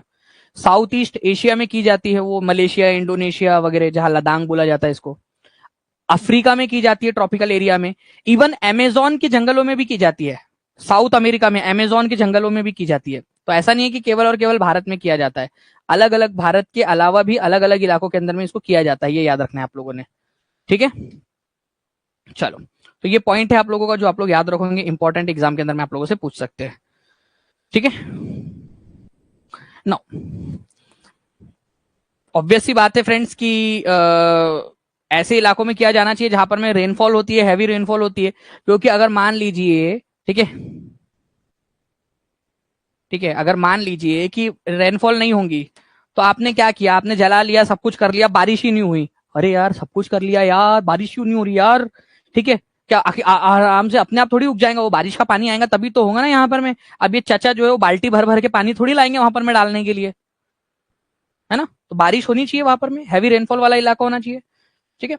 और उसके अलावा ऐसी जगह जहां पर में जो उन्होंने जंगल की कटाई की है, जो उन्होंने भसड़ मचाई है, जंगल को काटा, वो वापस से उग भी जाना चाहिए। क्योंकि भारी बारिश होंगी तो जो उन्होंने पेड़ पौधे काटे हैं और ये काट के उन्होंने छोड़ के चले गए, तो भाई वापस से यहाँ उग जाना चाहिए ना दूसरी चीजें।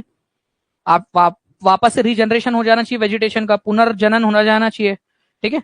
तो पुनर् जनन, ठीक है, त्वरित पुनर्जनन हो जाना चाहिए वहां पर में, जो उन्होंने काटा है, जो भसड़ मचाई तुम्हारे चचा ने, वो वापस से पुनर्जनन हो जानी चाहिए, भारी वर्षा होनी चाहिए और वनस्पति का त्वरित पुनर्जनन हो जाना चाहिए। ऐसे इलाकों के अंदर में ये किया जाता है।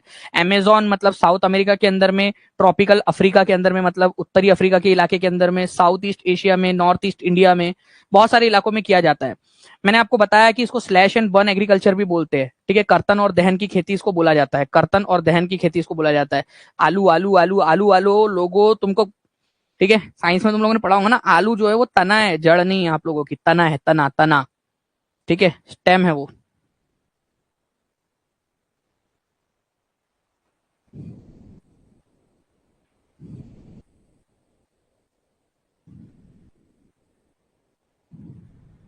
ठीक है,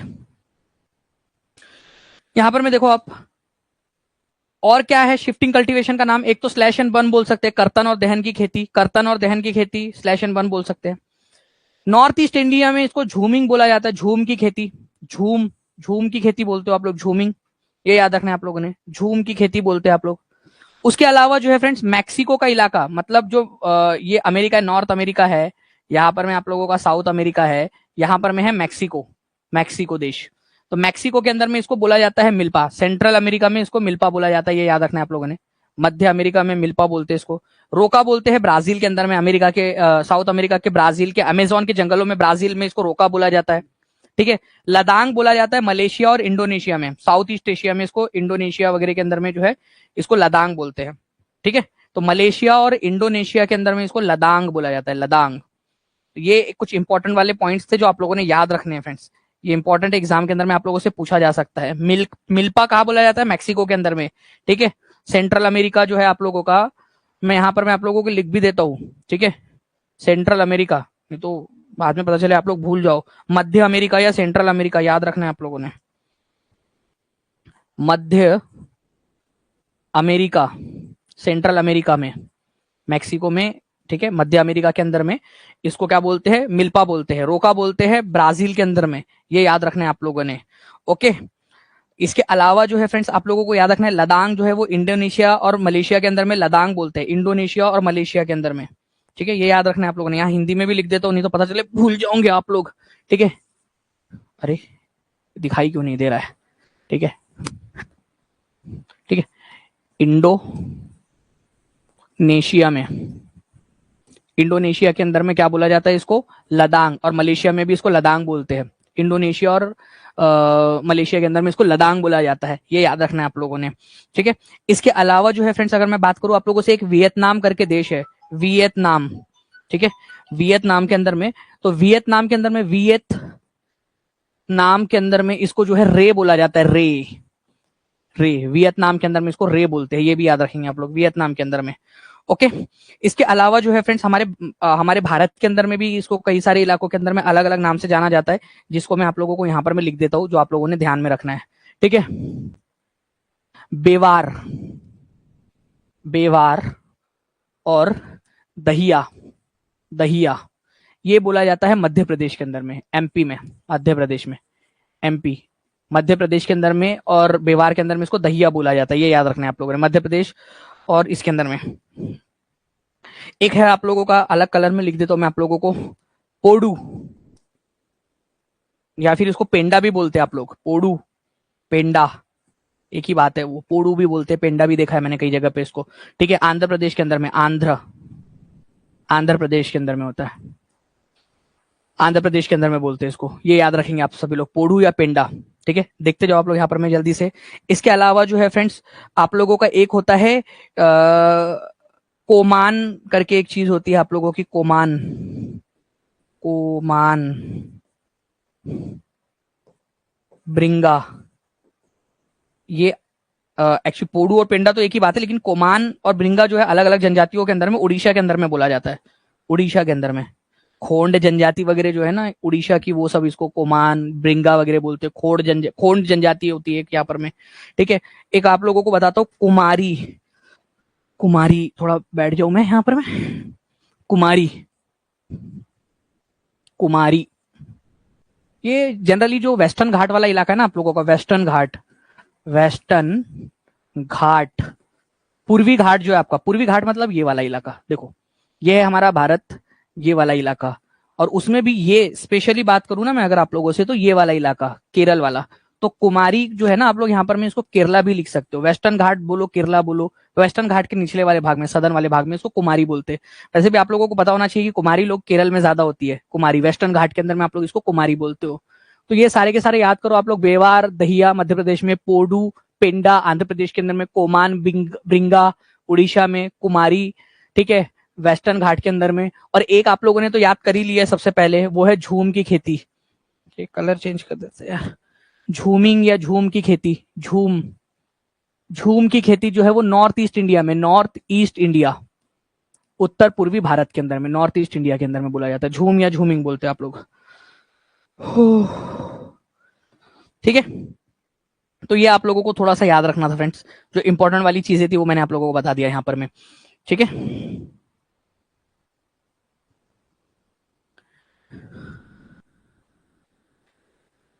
ये याद रहेगा आप लोगों को, इतना याद करो। ठीक है, अगर आप लोगों के अंदर में है यहाँ पर में ये सारा याद हो गया आप लोगों को, तो एक आध दो क्वेश्चंस की मदद से और आप लोगों को समझा दूंगा मैं यहाँ पर में। मेरे हिसाब से तो ये सारे के सारे ही बता सकते हो आप लोग। मलेशिया को मारो गोली, मेरे को नहीं पता, मेरे को तो सारे के सारे चाहिए आप लोगों से। ये है आप लोगों का नॉर्थ ईस्ट इंडिया के अंदर में झूम। ए बी सी डी करते जाओ आप लोग। नॉर्थ ईस्ट इंडिया के अंदर में पोडू बोलो, या पेंडा भी बोल सकते हैं इसको अपन लोग, पेंडा, पोडू, पेंडा। कहाँ पर में बोलते हैं आप लोग पोडू या फिर पेंडा जो है आप लोगों का, जल्दी से बताओ यहाँ पर में कहाँ पर में बोलते हो आप लोग। उसके बाद में कुमारी जो है आप लोग कहाँ पर में बोलते हो, और लदांग कहाँ पर में बोलते हो आप लोग। पोडू पेंडा जो है ये आंध्र प्रदेश में बोला जाता है, आंध्र प्रदेश के अंदर में बोलते हो आप लोग पोडू या पेंडा। ठीक है, कुमारी बोला जाता है, मैं पूरा लिखूंगा यहाँ पर में, हाँ आप लोग भी अच्छे से ध्यान करना। वेस्टर्न घाट, वेस्टर्न घाट, और स्पेशली बात करूं तो केरला के इलाके में, क्योंकि वेस्टर्न घाट भी पूछा जा सकता है ऑप्शन में। और लदांग जो है वो मलेशिया, मलेशिया और इंडोनेशिया के अंदर में, इंडोनेशिया के अंदर में बोला जाता है। देखो चारों के चारों कर लिया आप लोगों ने, क्या बात है आप लोगों की। ठीक है, चारों के चारों आप लोगों ने कर लिया यहाँ पर में, है ना। चारों ऑप्शंस बता दिया आप लोगों ने, आप लोगों की तो मजे ही मजे आप लोगों के। इसका भी बता दो यार, अब इतना खर्चा हो गया मालिक, तो इसका भी बता ही दो अभी। निम्नलिखित देशों में से किस में स्थानांतरित कृषि को मिल्पा के नाम से जाना जाता है। देखिए फ्रेंड्स, मिल्पा याद रखना आप लोग। मिल्पा जो है फ्रेंड्स, ये सेंट्रल अमेरिका में, ठीक है, सेंट्रल अमेरिका, मध्य अमेरिका के अंदर में जो मैक्सिको नाम का देश है वहां पर में बोला जाता है। Mexico plus central America, central America, please इसको याद रखना। हो सकता है मैक्सिको की जगह पे सेंट्रल अमेरिका दे दिया जाए आप लोगों को, सेंट्रल अमेरिका। ठीक है, मैं ये पता है ये मैक्सिको की जगह पे सेंट्रल अमेरिका वाली बात क्यों बता रहा हूँ आप लोगों को, क्योंकि एमपीएससी का, महाराष्ट्र पब्लिक सर्विस कमीशन का पेपर हुआ था, वहां पर मैं मैक्सिको की जगह पे मध्य अमेरिका लिखा हुआ था। तो मैंने सोचा आप लोगों को बता दूं कि कहीं आपको पता होना चाहिए कि मैक्सिको है कहाँ पर मैं आप लोगों का। अगर मैं आपको दिखाना भी चाहूँ मैक्सिको, ठीक है, तो देखते हैं आप लोगों को दिखाया जा सकता है क्या यहाँ पर मैं आप लोगों को मैक्सिको। ठीक है, मैक्सिको ऑन वर्ल्ड मैप, लो दिखा देता हूँ आप लोगों को। ये देखो, ये है मैक्सिको आप लोगों का। अरे आ जा रे मेरे भाई, चल ठीक है, तू भी बड़ा हो जा। ठीक है, ये देखो आप लोगों का नॉर्थ अमेरिका जो है ना, यूएसए के नीचे में मैक्सिको, यहाँ पर मैं आप लोगों का। और मैप है क्या, ये देखिए, ये वाला मैप देखो आप लोग। ठीक है,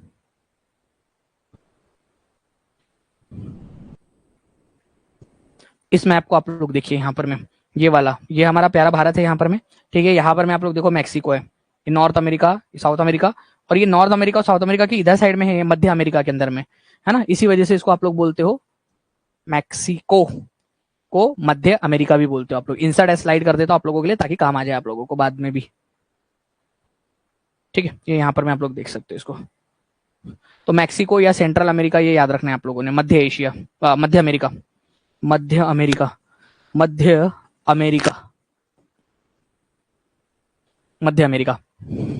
बाकी इंडिया के अंदर में south east, north east India के अंदर में झूम बोलते हैं, मलेशिया इंडोनेशिया में लदांग बोलते हैं, ब्राजील में रोका बोलते हैं आप लोग। याद हो गया आप लोगों को, इसमें कोई दिक्कत वाली बात ही नहीं है। जबरदस्ती का डरते रहते हो आप लोग, कुछ है नहीं यहाँ पर में।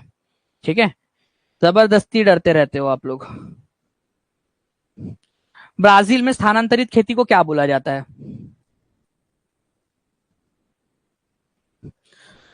Your contribution is so much that thank you not thank you Semona Kumari जी.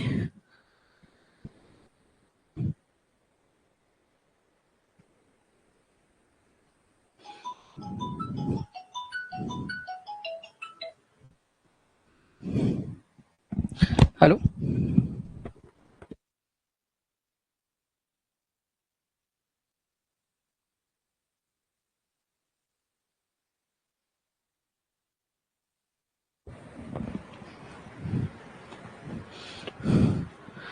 जी, तो आप लोगों ने यहां पर मैं आंसर लगा दिए फ्रेंड्स. ठीक है, रोका. ओके, रोका आप लोगों ने यहां पर मैं आंसर लगा दिया, रोका. ओके, ब्राजील में. वैसे मिल्पा भी लगाई दो यार, अब इतना खर्चा हो गया तो थोड़ा सा रिवीजन तो बनता है आप लोगों का. ठीक है ना. मिल्पा, मैक्सिको, मैक्सिको, या फिर आप लोग बोल सकते हो उसको सेंट्रल अमेरिका. सेंट्रल सभी लोग लिखेंगे सेंट्रल अमेरिका या मध्य अमेरिका. ओके, झूम, नॉर्थ ईस्ट इंडिया, उत्तर पूर्वी भारत. और लद्दाख जो है मलेशिया और इंडोनेशिया के अंदर में होता है. नोमैडिक हर्डिंग, चलवासी पशुचारण, ये भी बहुत इजी है. चलवासी पशुचारण, अब इसके अंदर में बचा ही गया आप लोगों का, ध्यान से देखो आप लोग. चलवासी पशुचारण, नोमैडिक हर्डिंग, सिंपल सी बात है कि भाई जो लोग अपने जानवरों को एक जगह से दूसरी जगह, दूसरी जगह से तीसरी जगह कंटिन्यूअसली मूव करवाते रहते हैं. ठीक है, मूव करवाते रहते हैं, अलग अलग जगह पे लेकर जाते रहते हैं, उन लोगों को हम लोग क्या कहते हैं? नोमैडिक हर्डिंग या चलवासी पशुचारण कहा जाता है उस चीज को. चलवासी पशुचारण. ठीक है, चलवासी पशुचारण. तो अब आप लोग बताइए कि ऐसी खेती कहां पर में होनी चाहिए आप लोगों के हिसाब से. ठीक है, जैसे मैंने आप लोगों को बताया था ना कि प्रिमिटिव सब्सिस्टेंस एग्रीकल्चर में या आदिम निर्वाह कृषि में एक होती है शिफ्टिंग कल्टीवेशन और एक होता है आप लोगों को नोमैडिक हर्डिंग. तो आप लोगों को अगर मान लो ये बोल दिया जाए कि नोमैडिक हर्डिंग कौन से वाले टाइप का एग्रीकल्चर है, तो आपका आंसर क्या होगा? बता सकते हो क्या आप लोग? थैंक यू आकृति जी. मैं भी बहुत लकी हूँ कि आप लोग मेरे स्टूडेंट हो, जैसे आप लोग बोल रहे हो कि अनवर आलम जी, बिल्कुल उसका भी ध्यान है, बिल्कुल वो सारी चीज को भी कराऊंगा मैं. ठीक है, खाना बदोश, नोमैडिक, चलवासी. खाना बदोश बोला जाता है आप लोगों का, बिल्कुल सही किसी ने यहां पर लिखा था. नोमैडिक को हिंदी में खाना बदोश भी बोलते हैं. खाना, खाना बदोश, खाना बदोश ये एक शब्द है. ठीक है, फारसी भाषा से बना था ये खाना बदोश, मतलब शब्द एक आपका, जो हिंदी में भी हम लोग इस्तेमाल करने लगे. चलवासी पशुचारण, जो इधर उधर घूमते रहते हैं. तो प्रिमिटिव सब्सिस्टेंस एग्रीकल्चर का पार्ट है ये. आदिम निर्वाह कृषि का पार्ट है ये. आदिम निर्वाह कृषि का पार्ट है ये याद रखना है आप लोगों ने. नोमैडिक हर्डिंग में उनका घर कहाँ होता होगा? सुमन जी, उनका घर नहीं होता ना, वो लोग इधर से उधर टेंट बना के घूमते रहते हैं. टेंट के अंदर में अपने इधर से उधर घूमते रहते हैं वो लोग, अपने पूरे जानवरों को लेकर घूमते हैं. ठीक है, इस तरीके से आपने देखा होगा रास्ते पे कई सारे लोगों को इस प्रकार से जाते हुए बार बार ऐसे जाते रहते. पूरा काफिला इन लोगों का जाता है इस प्रकार से. जनरली ये जो ऐसे एरिया में रहते हैं जो सेमी एरिड या एरिड रीजन हो. सेमी एरिड या एरिड रीजन का मतलब होता है अर्ध शुष्क या शुष्क. शुष्क का मतलब क्या होता है? अभी कई सारे जो है ये हिंदी भाषी लोग जो है ना, वो भी शुष्क, हिंदी में बताओ, हिंदी में बताओ. जब शुष्क बोलेंगे ना, सर थोड़ा हिंदी में बताओ ना. अरे मेरे लाल, यही यही हिंदी है, शुष्क. ठीक है, आंखें जो है ना उसकी रो रो कर अब शुष्क हो गई है. ठीक है, इसका मतलब है कि इतना रो लिया उन आंखों ने कि अब वो सूख गई है. इसका मतलब हो गया आपका. तो शुष्क मतलब सूखा. ठीक है, ऐसा समझ लो आप लोग. ओके, सूखा. सेमी एरिड या एरिड रीजन. एरिड का मतलब होता है सूखा वाला एरिया आप लोगों का. ड्राई वाला शुष्क, अर्ध शुष्क या शुष्क वाला मध्य एशिया वगैरह के अंदर में, राजस्थान जम्मू कश्मीर जैसे इलाकों के अंदर में जहां पर में बारिश वगैरह थोड़ी सी कम होती है, उस इलाकों के अंदर में आप लोगों को क्या मिलेगा? नोमैडिक हर्डिंग या चलवासी पशुचारण वाली प्रथा आप लोगों को देखने के लिए मिलती है. ये अपने जानवरों को चारा खिलाने के लिए, क्योंकि चारा होता नहीं है भाई यहाँ पर में, कम है आप लोगों का. जी बिल्कुल शालू जी, चंगपा जनजाति जैसे जो लोग है वहां पर में उस तरीके के. आपका बारिश कम हो रही है तो घास वगैरह भी कम उगेंगी. घास वगैरह भी कम उगेंगी तो ऑब्वियस सी बात है कि वो अपने जानवरों को खाना खिलाने के लिए, इधर उधर ले जाने के लिए अलग अलग जगह के ऊपर में लेके जाएंगे वो लोग. ठीक है, तो अलग अलग जगह पे जाते हैं. तो यहाँ पर में जो है फ्रेंड्स अलग अलग प्रकार के मूवमेंट होते हैं इन लोगों के. ठीक है, सीजन टू सीजन इन लोगों का मूवमेंट होता है. क्लाइमेट के हिसाब से कई बार जो है सूखा पड़ गया तो दूसरे ऐसे इलाके में चले जाते हैं वो लोग, जहां पर में उनको अपने जानवरों को लिए चारा मिल सके। तो चलवासी पशुचारण बेसिकली अपने जानवरों को लेकर जाते हैं ताकि अपने जानवरों को खाना खिला सके। फिर जानवरों से जो प्रोडक्ट मिलता है, मिल्क मिलता है, मीट मिलता है, वूल, ठीक है, हाइड्स उन लोगों को मिलते हैं, खाल वगैरह जो होती है ना उन लोगों की, वो मिलती है उनको, और जो बाकी के प्रोडक्ट मिलते हैं, ठीक है, वो इस्तेमाल करते हैं वो लोग अपने जानवरों से। तो जानवरों को पाल कर जानवरों के प्रोडक्ट के ऊपर में ये लोग जिंदा रहते हैं। चलवासी पशुचारण वाले लोग जानवरों से जो प्रोडक्ट मिलता है उसी के ऊपर में जिंदा रहते हैं। कई बार जो होता है ना, ये लोग ये क्या करते हैं पता है, जैसे दूध मिला, ठीक है, या वूल मिला, तो दूसरे लोगों को बेच भी देते हैं, दूसरे लोगों को बेच देते हैं, उनके बदले उसके बदले में उनसे वो ले लेते हैं, अनाज वगैरह लेते हैं। हनी कैसे कर पाएंगे आप लोग बताओ। यहाँ पर में बंजारे जो है वो लोग बेसिकली घूमते ही है सामान बेचने खरीदने के लिए। नोमैडिक हर्डर्स जो होते हैं वो बेसिकली डिपेंडेंट होते हैं पूरा अपने जानवरों के ऊपर में। बंजारे लोग है वो भी एक प्रकार के नोमैडिक ही है, खाना बदोश है, लेकिन वो हर्डर नहीं है, वो लोग व्यापारी है, ट्रेडर्स है, जो काम बेचने के लिए, सामान खरीदने बेचने के लिए ही इधर उधर जाते हैं, ना कि जानवर को पालना उनका मेन उद्देश्य है। तो ये चीज है आप लोगों की, याद रखेंगे आप सभी लोग इस चीज को।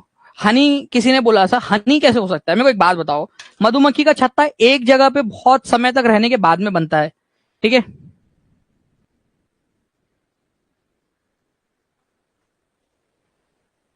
जब हम पास हो जाएंगे और टीचर बन जाएंगे तो मिलने आएंगे ना सर? बिल्कुल आएंगे नीलू कुमारी जी, बिल्कुल बिल्कुल बिल्कुल आना आप लोग। ओके, तो आप मधुमक्खी का छत्ता कैसे पाल सकते हो लोग यार? मधुमक्खी को पालना है, एक ही जगह पे रहना पड़ेगा, हर्डर थोड़ी रहूंगे आप, इधर से उधर थोड़ी लेके घूमोगे, चल मधुमक्खी मेरे पीछे पीछे आ जा करके। नाउ फ्रेंड्स, अब बात आती है कमर्शियल फार्मिंग, वाणिज्यिक कृषि आप लोगों की, ठीक है। कमर्शियल फार्मिंग या वाणिज्यिक कृषि आप लोगों की, ये क्या होती है सर? ये क्या बला है? ठीक है, तो ये बहुत ही खूबसूरत बला है, मैं आपको बताता हूँ इसके बारे में, ठीक है, ध्यान से सुनेंगे आप सभी लोग। बहुत ही बढ़िया वाला आप लोगों का ये एक टॉपिक है, ठीक है। चलो, कमर्शियल टॉपिक, कमर्शियल फार्मिंग आप लोगों की। देखिए, अगर मैं आप लोगों से कमर्शियल फार्मिंग की बात करूं फ्रेंड्स, तो कमर्शियल फार्मिंग जो होती है ना आप लोगों की, ठीक है, उसके अंदर में क्रॉप्स अगर उगाई जा रही है या एनिमल्स को पाला जा रहा है, तो वो सेल करने के लिए पाला जाता है, मतलब बड़े मार्केट के अंदर में, बड़े लेवल के ऊपर में जो है मार्केट में बेचने के लिए पाला जाता है उसको, ठीक है। बेसिकली यहां पर मैं, ठीक है, जनरली जो होता है फ्रेंड्स आप लोगों का यहाँ पर में जो एरिया होता है, कल्टीवेटेड एरिया, और जो अमाउंट इसके अंदर में डाला जाता है वो बहुत लार्ज होता है, बड़े अमाउंट के ऊपर में बड़ा सा खेत होगा, बड़ा सा पैसा इसके अंदर में इन्वेस्ट किया जाएगा आप लोगों का। तो कल्टीवेटेड एरिया मतलब जिसके ऊपर में खेती की जा रही है, बड़ा वाला खेत होगा और बहुत ज्यादा पैसा इसमें इन्वेस्ट किया जाता है। क्यों किया जाता है? क्योंकि भाई ऑब्वियस सी बात है, इनको कमर्शियल फार्मिंग करनी है, यहाँ पर में इस खेत इस अनाज को बड़े लेवल पे बेचना है, बहुत ज्यादा व्यापार करना है, पैसा कमाना है। अब पैसे वाले लोग हैं तो अच्छी खासी मशीन्स भी इस्तेमाल कर सकते हैं लोग, बेचारे निर्वाह कृषि के अंदर में, निर्वाह कृषि के अंदर में, ठीक है, निर्वाह कृषि के अंदर में आप लोग बड़ी बड़ी मशीन का इस्तेमाल कर ही नहीं सकते, है ना। तो कमर्शियल फार्मिंग के अंदर में क्या होता है, एरिया क्या होता है, बड़ा होता है या छोटा होता है? जल्दी बताओ। अरे एरिया बड़ा होता है या छोटा होता है? एरिया बड़ा होगा, ज्यादा बड़े लेवल के ऊपर में। अब टोमेटो केचप बनाने के लिए आप फैक्ट्री लगा रहे हो और छोटे से अपने प्लॉट के अंदर में अपने टमाटर उगाओगे, तो क्या उगाओगे और क्या केचप बनाओगे और क्या बेचोगे? भाई ऑब्वियस सी बात है, बड़े लेवल पे करना पड़ेगा तुमको, ठीक है, बड़े अमाउंट के अंदर में पैसा इन्वेस्ट करना पड़ेगा तुमको। कैपिटल मतलब पैसा, पूंजी जो है बड़ी मात्रा में डालनी पड़ेगी उसके अंदर में, ठीक है, बड़ी बड़ी मशीनों का इस्तेमाल करना पड़ेगा। तो वाणिज्यिक खेती के अंदर में सब कुछ बड़े लेवल के ऊपर में होता है। कमर्शियल फार्मिंग के अंदर में आपका कमर्शियल ग्रेन फार्मिंग होती है, मतलब अनाज की खेती, चावल गेहूं वगैरह उगाया जाता है इसके अंदर में। एक होती है मिश्रित कृषि, मिश्रित कृषि का अंदर में क्या होता है, खेती और जानवरों को पालना एक साथ किया जाता है। जब जानवरों को और खेती, जानवरों को पालना और खेती जब एक साथ की जाती है तो उसको मिक्स्ड फार्मिंग बोलते हैं आप लोग। और एक होता है प्लांटेशन एग्रीकल्चर, प्लांटेशन एग्रीकल्चर, रोपण कृषि। जनरली जो होता है आप लोगों के जो पेय पदार्थ होते हैं, पेय पदार्थ मतलब वो पीने शराब वाला नहीं, पेय पदार्थ मतलब चाय कॉफी, ये आप लोगों का क्या होता है, रोपन प्लांटेशन एग्रीकल्चर के अंदर में आता है वो आप लोगों का। इसके अलावा काजू वगैरह उगाना, रबर की खेती करना, ये सब प्लांटेशन एग्रीकल्चर में आता है। इसके बारे में बताता हूँ आप लोगों को मैं। ओ भाई, इसका आंसर करो। कृषि की एक पद्धति जिसमें व्यापक स्तर पर आधुनिक आगतों का उपयोग अधिक उत्पादकता प्राप्त करने के लिए किया जाता है, क्या कहलाता है?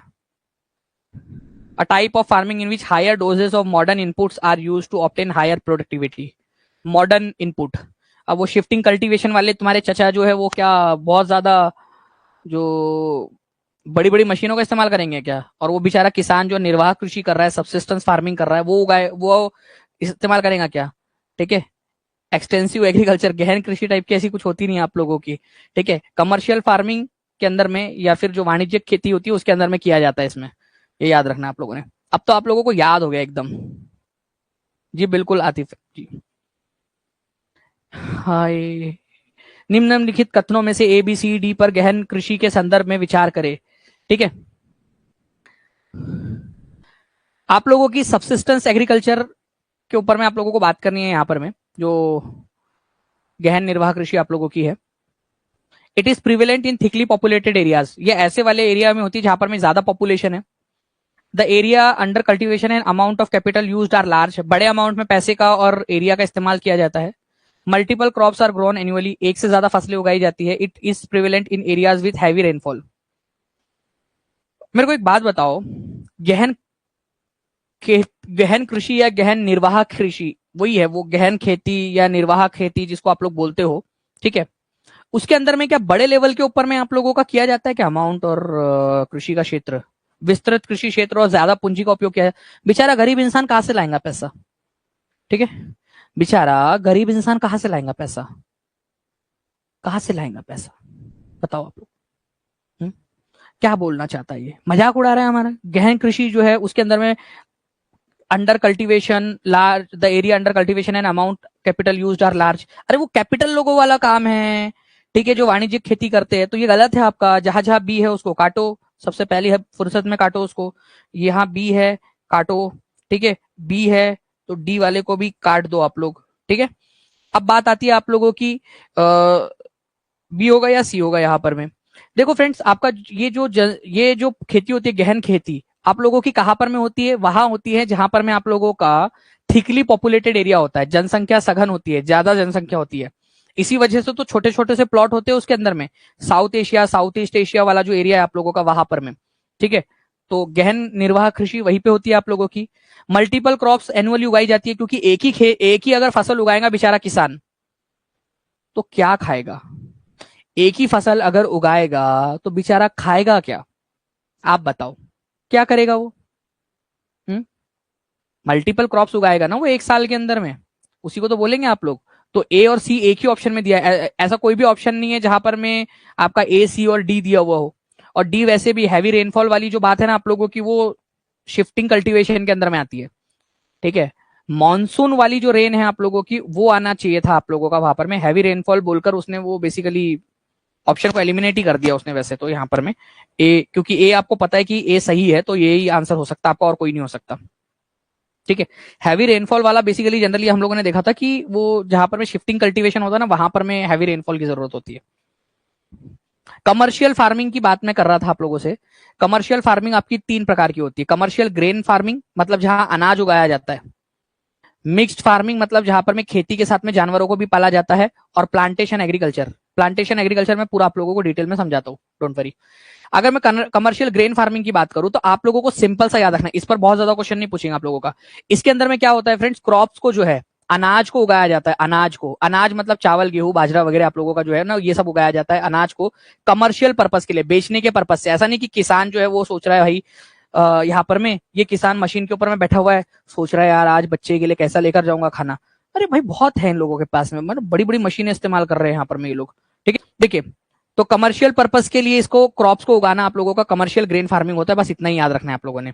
ठीक है, बस इतनी सी चीज है आप लोगों की, और कुछ भी आप लोगों को इसके अंदर में याद नहीं रखना है। फिर भी मैं आपको बता देता हूँ, कॉमनली जो इसमें क्रॉप्स उगती है वो व्हीट और मेज, ठीक है, गेहूं और मक्का ज्यादातर इसके अंदर में उगाया जाता है, क्योंकि चावल उगाने के लिए बहुत ज्यादा पानी की जरूरत पड़ती है। तो कमर्शियल लेवल के ऊपर में जो फार्मिंग होती है ना आप लोगों की, वो उसमें व्हीट और मेज ज्यादा उगाया जाता है, गेहूं और मक्का।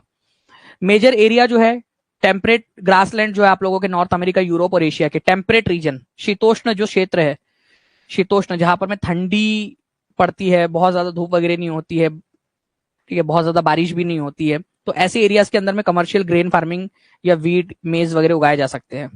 ठीक है, ये जो एरिया होते हैं वाणिज्यिक अनाज कृषि वाले, वो बहुत ज्यादा जो है वो पॉपुलेटेड नहीं होते, स्पार्शली पॉपुलेटेड होते हैं। स्पार्शली पॉपुलेटेड का मतलब होता है बहुत बड़े जो है वहां पर में विरल आबादी होती है, मतलब बहुत ज्यादा आबादी नहीं होती वहां पर में, ठीक है। और हजारों या सैकड़ों एकड़ तक जो है वो यहाँ पर में वो फैले हुए होते हैं।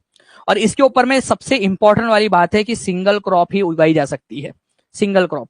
अब मैं आप लोगों को इसको रिवाइज करा देता हूँ थोड़ा सा, ठीक है, टेंशन नहीं लेने का आप लोग। कमर्शियल, कमर्शियल मतलब वाणिज्यिक रूप से, और ग्रेन मतलब अनाज, ग्रेन मतलब होता है आप लोगों का अनाज, फार्मिंग, ठीक है, कृषि।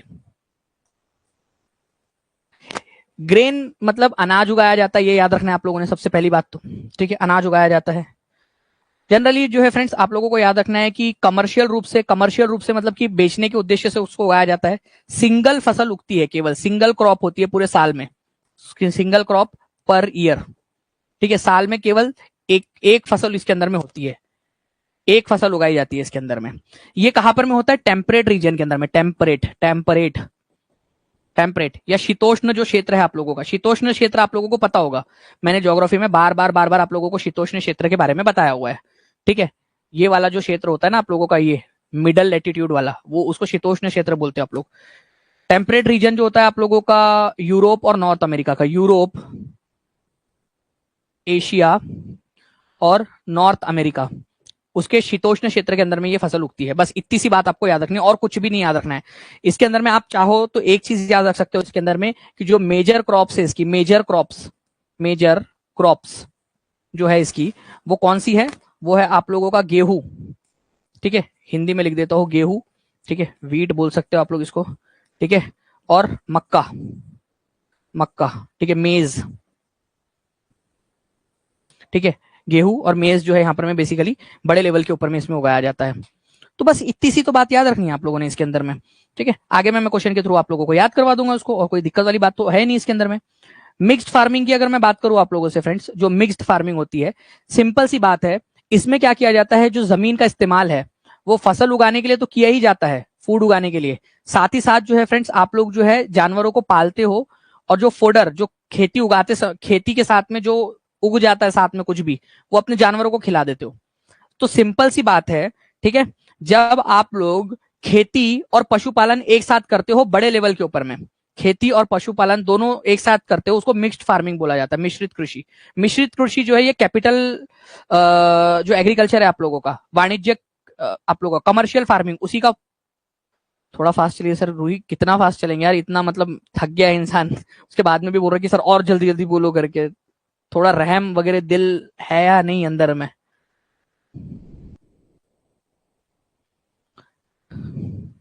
मशीन समझ लिया मेरे को तुम लोगों ने, कमर्शियल फार्मिंग समझ लिया, मैं यार गहन निर्वाह कृषि हूँ।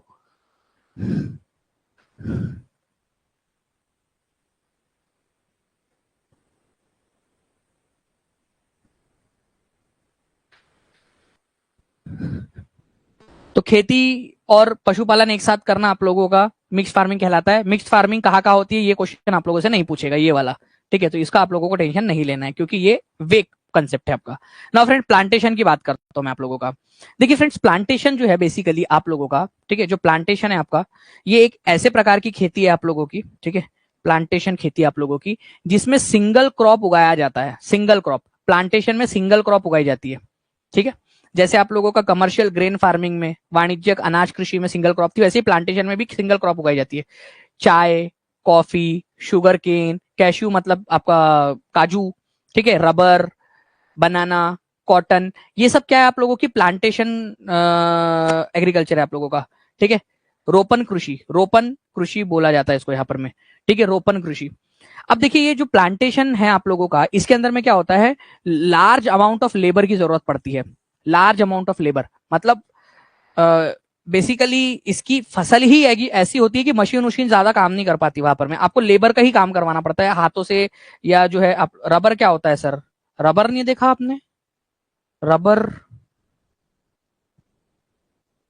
ठीक है, तो लार्ज अमाउंट ऑफ लेबर की जरूरत पड़ती है, और बहुत ज्यादा पैसे की भी जरूरत पड़ती है। तो देखो लेबर और पैसा दोनों की जरूरत पड़ रही है यहां पर में, आप लोग देखो जी आयुष, लेबर और कैपिटल दोनों की जरूरत पड़ रही है आप लोगों को प्लांटेशन के अंदर में। अच्छा, एक चीज याद रखना है आप लोगों ने, जो प्लांटेशन खेती होती है ना आप लोगों की, उसकी जो फार्म होती है आप लोगों की, उसके पास में ही फैक्ट्री भी लगा दी जाती है। ठीक है, उसके पास में ही फैक्ट्री लगा दी जाती है। इसका मैं एक एग्जांपल देता हूं आप लोगों को। मान लो आपने गन्ना उगाया, गन्ना उगाया, देखा आप लोगों ने, हाँ यार, रबर इरेजर टायर भी बनते हैं रबर से, कितनी सारी रबर नहीं पता, मतलब ये तो बहुत ज्यादा ही एकदम नया कंसेप्ट है मेरे लिए। कितने कितने साल के हो वैसे आप, रबर नहीं देखा कभी जिंदगी में? रबर हिंदी में भी रबर ही बोलते हैं यार, इंग्लिश में भी रबर ही बोलते, रबर नहीं देखा? मैं आप लोगों को बता रहा था कि आप लोगों का, मान लीजिए आप लोगों ने गन्ना उगाया। अब गन्ना उगाया आपने, अगर आपने जो है मान लो कि 100 किलो गन्ना लेकर गए, तो उसमें से आप लोगों के मुश्किल से जो है फ्रेंड्स 20 किलो शुगर बनेगी उससे। 80 किलो तो वैसे भी वेस्ट हो जाना है, 80 किलो वैसे ही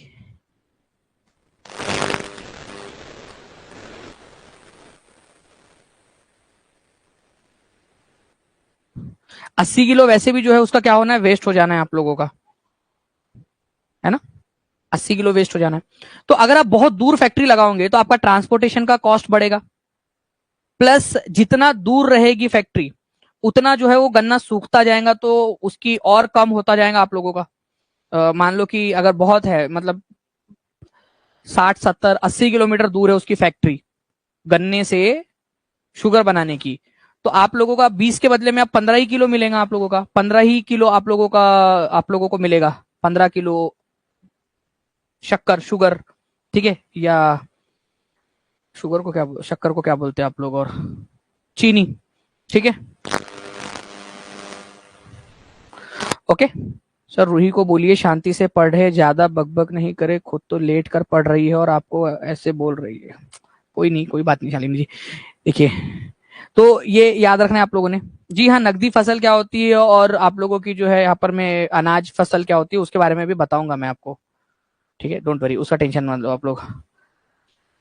तो इस वजह से क्या होता है फ्रेंड, जनरली जो फार्म होता है उसके पास में ही फैक्ट्री लगा दी जाती है, और फार्म से फैक्ट्री तक ले जाने के लिए रोड का नेटवर्क भी अच्छा खासा लगाया बनाया जाता है। ये बड़े लोगों का काम होता है, ज्यादातर पैसे वगैरह बहुत ज्यादा इन्वॉल्व होते हैं, तो ये लोग रोड भी खुद ही बना लेते हैं, कई बार सरकार पे भी डिपेंडेंट नहीं रहते और खुद रोड भी बना लेते हैं ये लोग प्लांटेशन खेती के अंदर में।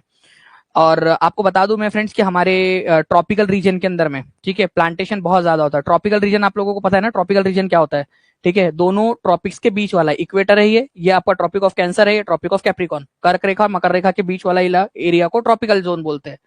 तो वहां पर में ट्रॉपिकल एरिया के अंदर में आप लोगों का प्लांटेशन खेती ज्यादा होती है। जैसे मलेशिया में रबर होता है, ब्राजील में कॉफी उगती है, ठीक है, इंडिया श्रीलंका में टी उगती है, चाय उगती है, आप लोग चाय जो है यहाँ पर में होती है। तो इस तरीके से जो है फ्रेंड्स, ट्रॉपिकल एरिया के अंदर में ही जो आपका उष्ण कटिबंधीय क्षेत्र है जो आप लोगों का, वहां पर में आपके प्लांटेशन खेती ज्यादा अच्छे से होती है आप लोगों की। क्या है ये भाई, क्या कहना क्या चाहता है ये क्वेश्चन? मैं भी पहली बार देख रहा हूँ इस क्वेश्चन को यहाँ पर मैं लगने के बाद में, इतने दिनों बाद। कोई बात नहीं, देख लेते। कॉफी, कॉफी इन ब्राजील, मेरे को लगता है प्लांटेशन है, ये प्लांटेशन है। तो कहीं पे प्लांटेशन दिया है क्या? हाँ दिया है, चलो तो हो गया खत्म। बी जो है उसकी जोड़ी 1 के साथ लगनी है। और क्या लगा सकता हूँ मैं, ऑप्शन को बाद में देखूंगा।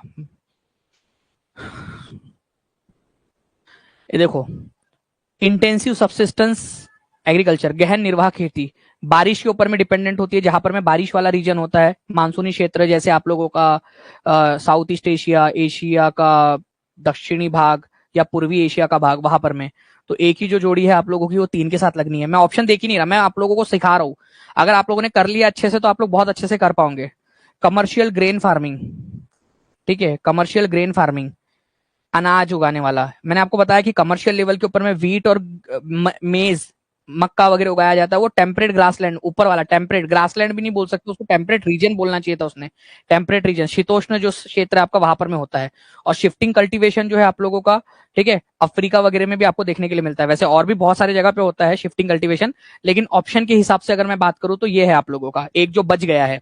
शिफ्टिंग कल्टीवेशन बहुत सारे जगह पे होता है, अब जो बच गया है ट्रॉपिकल अफ्रीका के अंदर, ट्रॉपिकल जो अफ्रीका वाला रीजन है वहां पर में भी होता है आप लोगों का। इस वजह से आप लोगों ने यहाँ पर में लगा दिया कि भाई अफ्रीका के इलाकों के अंदर में भी आप लोगों का शिफ्टिंग कल्टीवेशन वगैरह किया जाता है, अफ्रीका में किया जाता है, अमेजोन वाले क्षेत्र में किया जाता है, काफी सारे क्षेत्रों के अंदर में जो है आप लोगों की इस प्रकार की खेती की जाती है।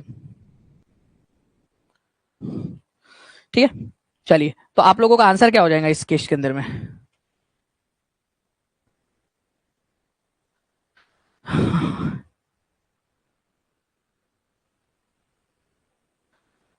नौ सौ निन्यानवे लगता है सर को खरीद लिया है, जैसे कहेंगे वैसे।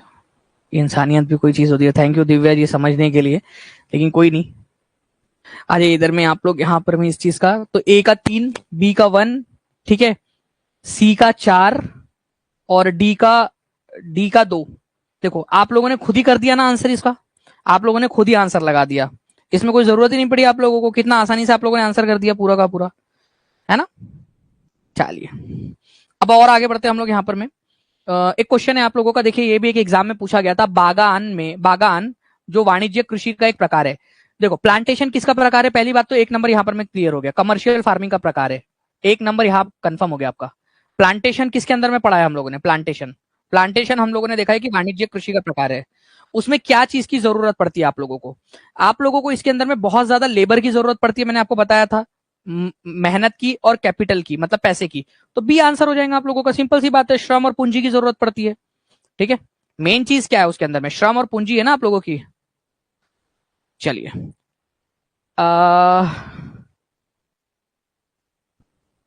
ये तो बहुत ही इजी क्वेश्चन है यार, बहुत बहुत ज्यादा इजी क्वेश्चन है।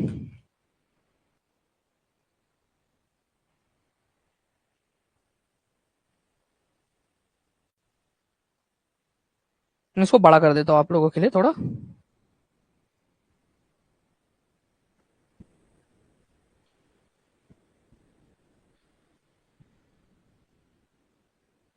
हो गया क्या बड़ा?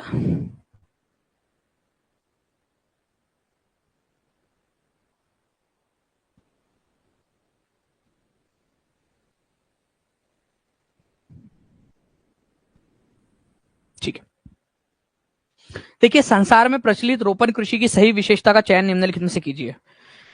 इस प्रकार की कृषि में भूमि का गहन उपयोग करके कृषक अपने पूरे परिवार के साथ लगा रहता है। अब अंबानी और अडानी के अपने परिवार के साथ में लगे रहते हैं, और नीता अंबानी से मुकेश अंबानी बोल रहे हैं मेरे पैरों में बहुत दर्द हो रहा है, रात में मालिश कर दियो। ठीक है, वो बोलेंगी हाँ ठीक है, तेल लेकर आ जाना, मैं मालिश कर दूंगी। ठीक है, तुम भी मेरे हाथों की मसाज कर देना, बहुत ज्यादा दुख रहे, और अपने पूरे परिवार के साथ में लगा हुआ है यहाँ पर में। ऐसा होता है क्या यहाँ पर में भाई? आपको बताया कि रोपण कृषि या प्लांटेशन बड़े लोगों के काम है, बड़े लोगों के चोचले, तो क्या अपने पूरे परिवार के साथ में लगे रहते क्या वो लोग? नहीं ना। प्लांटेशन एक अलग चीज है, प्लांटेशन बड़े लेवल पे, उसमें बहुत ज्यादा श्रम और पूंजी की जरूरत पड़ती है, तो बड़े लोगों का काम है वो। पूरा किसान अपने परिवार के साथ में लगा रहता है, ये बिल्कुल गलत बात है। और बेसिकली ये वाली अगर मैं बात करूं आप लोगों से, ये किसकी बात हो रही है, तो यहाँ पर मैं बात हो रही है आप लोगों की इंटेंसिव सबसिस्टेंस फार्मिंग की। Intensive intensive subsistence subsistence farming की बात हो रही है यहाँ पर में, गहन निर्वाह कृषि, गहन, ठीक है, गहन निर्वाह निर्वाह गहन निर्वाह कृषि की बात हो रही है यहाँ पर में, गहन निर्वाह कृषि की बात हो रही है। ओके, तो पहला वाला गलत है। यह कृषि मध्य अक्षांशों के आंतरिक अर्ध शुष्क प्रदेशों में की जाती है। पहली बात तो मैंने आप लोगों को बताया फ्रेंड्स कि प्लांटेशन जो है ना आप लोगों का, करेक्ट वाला ही पूछा ना, चलो ठीक है। प्लांटेशन जो है आप लोगों का ट्रॉपिकल जोन में की जाती है, tropical, Bharat, Sri Lanka, Malaysia, Brazil, ठीक है, ऐसे क्षेत्रों में जो ट्रॉपिकल जोन है, तो ऑब्वियस सी बात है भाई, आप लोगों का जो है वो मिड लैटिट्यूड मतलब टेम्परेट जोन में थोड़ी की जाती है। मिड लैटिट्यूड का मतलब होता है टेम्परेट। देखो धीरे धीरे आप लोगों की टेम्परेट, धीरे धीरे आप लोगों का वो समझदारी बढ़नी चाहिए आप लोगों की। मध्य अक्षांश का मतलब भी होता है टेम्परेट, टेम्परेट, शीतोष्ण क्षेत्र, शीतोष्ण में थोड़ी होती है ये, शीतोष्ण, शीतोष्ण, शीतोष्ण, बताया था ना आप लोगों को ये ऐसे। यहाँ देखो, आई होप आप लोगों को दिख रहा होगा यहाँ पर में, ये मान लो आप लोगों का ट्रॉपिकल जोन है, आपका ये ट्रॉपिकल जोन है, तो ये वाला जो एरिया रहेगा आप लोगों का, ये वाला एरिया, ये आप लोगों का जो ग्रीन कलर में आप लोग देख रहे हो, ये आपका शीतोष्ण जोन होता है, ट्रॉपिकल जोन, आप टेम्परेट जोन आप लोगों का। वैसे ऊपर नीचे दोनों होता है, लेकिन नीचे में तो समुद्र है ना, तो वहां का उगाएंगे आप, ऊपर वाले मध्य अक्षांशीय क्षेत्रों में उगाते हो आप लोग, ये भी गलत है। ट्रॉपिकल जोन में होता है। देर इज लो यील्ड पर एकड़, इसमें प्रति एकड़ उपज कम होती है, ऐसा मैंने आपको कुछ भी नहीं बताया। मैंने आप लोगों को बताया कि वाणिज्यिक प्रकार है, ये कृषि का वाणिज्यिक प्रकार है आप लोगों का, और विस्तृत क्षेत्रों में की जाती है, बड़े एरिया में की जाता है इसको। तो सिंपल सी बात है, कमर्शियल फार्मिंग है ये। मैंने ऐसा कुछ बताया नहीं लो यील्ड होता है या इसकी उपज कम होती है, ये तो एग्जामिनर ने अपने मन से डाल दिया। आंसर आप लोगों को ऑप्शन नंबर 4 है, ठीक है, option number 4 is the correct answer, ठीक है, 4 इज द करेक्ट आंसर, ठीक है, 4 करेक्ट है आप लोगों का यहां पर। मैं हाँ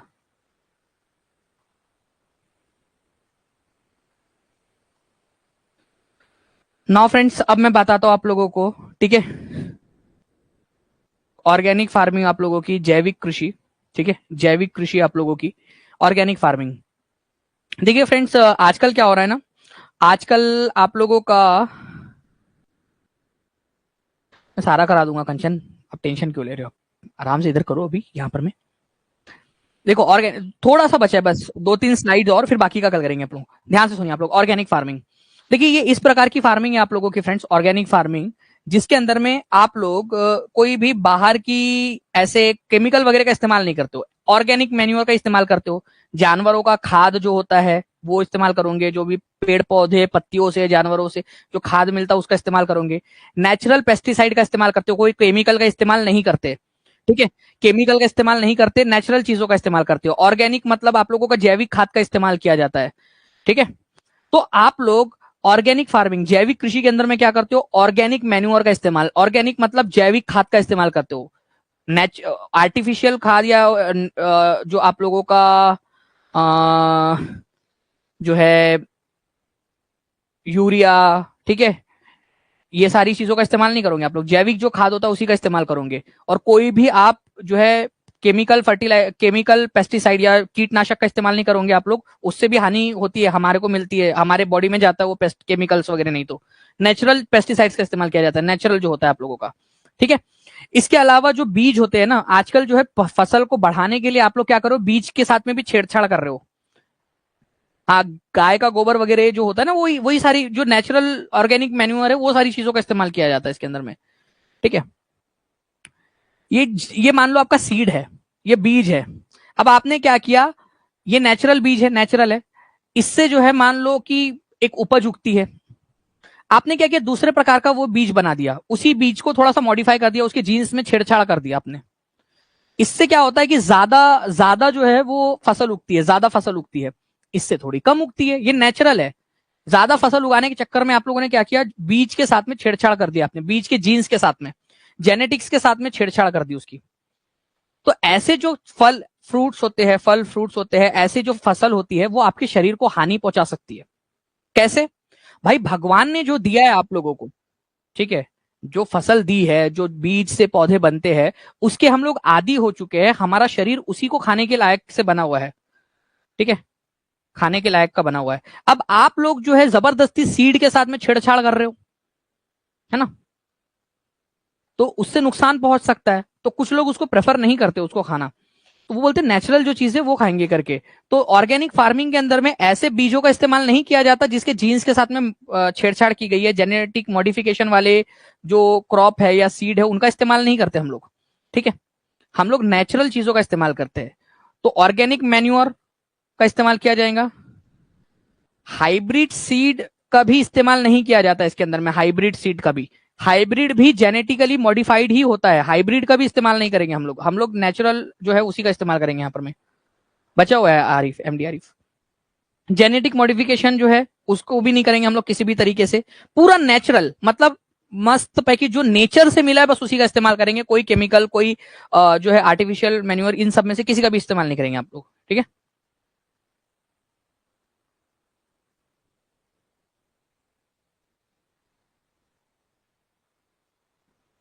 मैं आरती सोनकर बताता हूँ लास्ट में उसको, ओके। तो इस तरीके से किसी भी चीज का इस्तेमाल नहीं किया जाता है आप लोगों का, ओके, ये याद रखना है आप लोगों ने। और जब ऐसे आप लोग पूरा नेचुरल चीजों का इस्तेमाल करते हो, नेचुरली आप लोग सारी चीजें बनाते हो, तो उसको ऑर्गेनिक फार्मिंग या जैविक कृषि बोला जाता है, जैविक कृषि बोला जाता है, ठीक है, ये याद रखना है आप लोगों ने।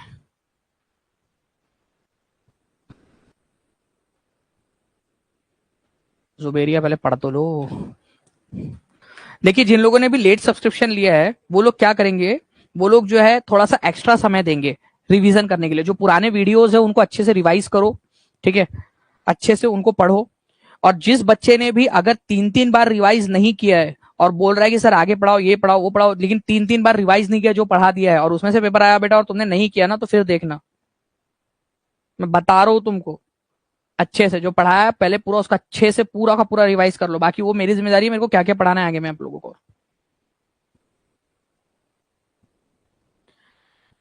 केमिकल फर्टिलाइजर जो है इसका इस्तेमाल किया जाता है इन ऑर्गेनिक फार्मिंग, क्या सही है? केमिकल फर्टिलाइजर का इस्तेमाल किया जाता है, जेनेटिकली मॉडिफाइड यील्ड्स का इस्तेमाल किया जाता है यील्ड को बढ़ाने के लिए,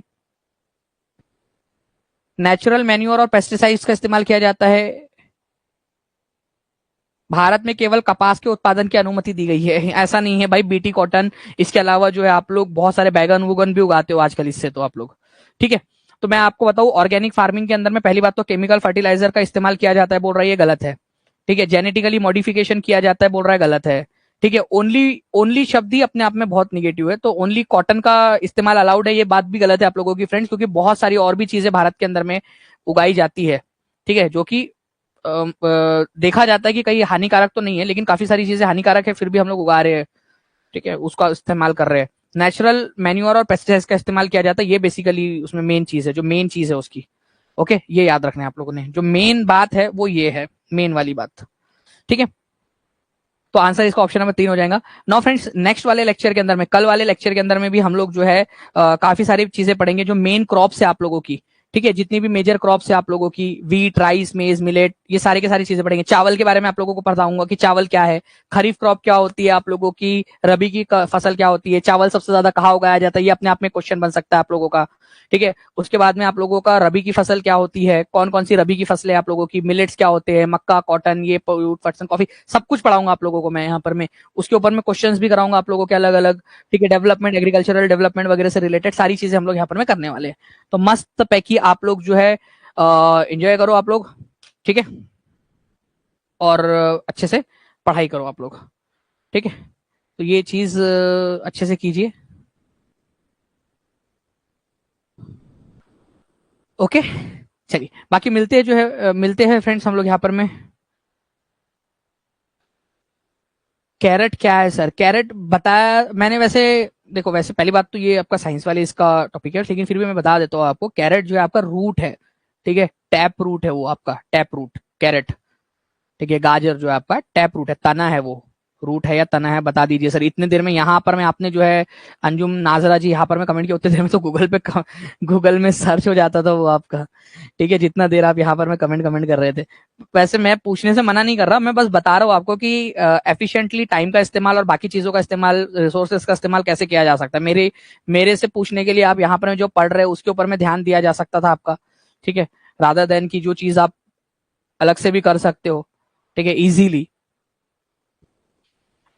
अब मैं आपको वो चीजें नहीं सिखा होगा ना कि आपने कैसे कैसे कहा कहा क्या चीज का सर्च करना है, वो तो नेचुरली इंसान के एप्टीट्यूड के अंदर में आती है डायरेक्टली। तो अगर जिसने वो सीख लिया, मैं एक वीडियो बनाऊंगा शगुफ्ता जल्दी ही कि लास्ट 15 डेज को कैसे यूटिलाइज करे और सारी चीजें कैसे पढ़े, तो इसमें टेंशन ना लो आप लोग, बिल्कुल कर देंगे मिसलेनियस वाला भी। टेंशन हो रही है और आप इंजॉय करने बोल रहे हो सर, तो टेंशन ले लो विनीता कुमारी, टेंशन लो आराम से। एक बार झूम वाले नाम रिवाइज करवा देंगे सर, पूरा का पूरा रमिता मैं रिवाइज करा देता हूँ। चलो ठीक है। झूम नॉर्थ ईस्ट इंडिया में बोला जाता है, नॉर्थ ईस्ट इंडिया के अंदर में बोलते हैं हम लोग इसको, झूम बोलते हैं, ठीक है। मिल्पा इसको बोला जाता है, मिल्पा, ठीक है, मैक्सिको में, जो कि सेंट्रल अमेरिका का पार्ट है, अमेरिका का सेंट्रल अमेरिका का पार्ट है, ठीक है। यहाँ पर में बोला जाता है आप लोगों का, रोका बोला जाता है ब्राजील के अंदर में, रोका ब्राजील के अंदर में बोला जाता है, ब्राजील में, ठीक है। अमेजोन के जंगलों वाले इलाके के अंदर में बोला जाता है आप लोगों का। लदांग, लदांग ये बोला जाता है आप लोगों का मलेशिया और इंडोनेशिया के अंदर में, मलेशिया और इंडोनेशिया के अंदर में बोला जाता है, इंडोनेशिया के अंदर में बोला जाता है। रे बोला जाता है, रे वियतनाम के अंदर में, वियतनाम के अंदर में बोला जाता है रे आपका, ठीक है, ये याद रखना है आप लोगों ने। बेवार और दहिया, बेवार और बेवार और दहिया, दहिया ये मध्य प्रदेश में बोला जाता है, एमपी के अंदर में। इतना करो पहले याद यहां पर मैं इतना, फिर पेज में पलटता हूँ यहाँ से, इसको रिवाइज करो जल्दी से, फिर मैं नेक्स्ट स्लाइड के अंदर में करवाता हूँ उसको आगे का।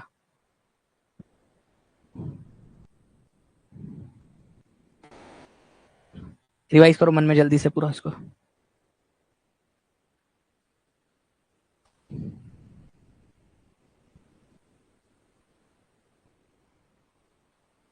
कर लिया?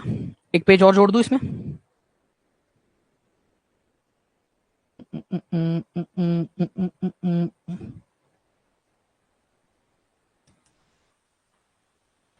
पोडू या फिर पेंडा, पोडू या पेंडा बोला जाता है आप लोगों का आंध्र प्रदेश के अंदर में, आंध्र प्रदेश के अंदर में, ठीक है। पोडू या पेंडा बोला जाता है आंध्र प्रदेश के अंदर में।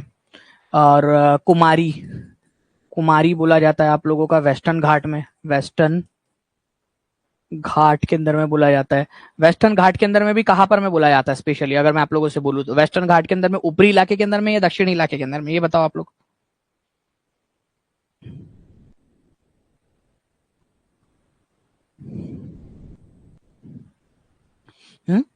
बताओ ऊपरी इलाके में दक्षिणी इलाके में। कुमारी बताया था ना मैंने आपको, कुमारी सबसे ज्यादा कहाँ पाई जाती है आपकी कुमारिया, केरला के अंदर में।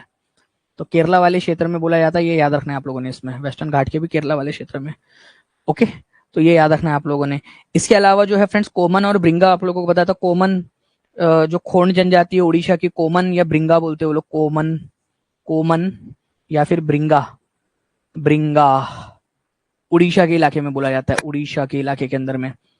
तो ये थोड़ा सा याद रखना था आप लोगों ने, ठीक है।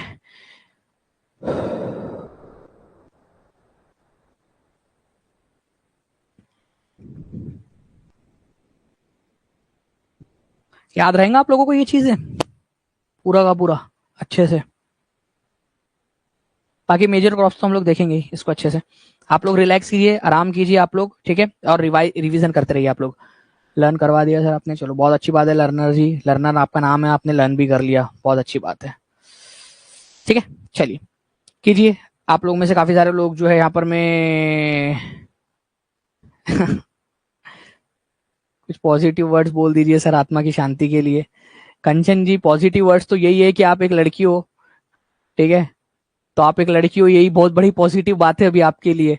आप बिहार से हो, लड़की हो, 50% रिजर्वेशन है, और क्या चाहिए जिंदगी के अंदर में अभी फिलहाल के अंदर में, ठीक है। तो ये कीजिए आप लोग। यहाँ पर मैं आप लोगों का लेट सब्सक्रिप्शन लिया सर, क्या करूं बहुत टेंशन हो रही है। तस्वीर आलम जी लेट क्यों लिया सबसे पहली बात तो, और दूसरी बात अभी भी टाइम नहीं गुजरा है। टेंशन लेकर एफिशिएंसी कम मत करो, टेंशन को पढ़ाई में बदल दो।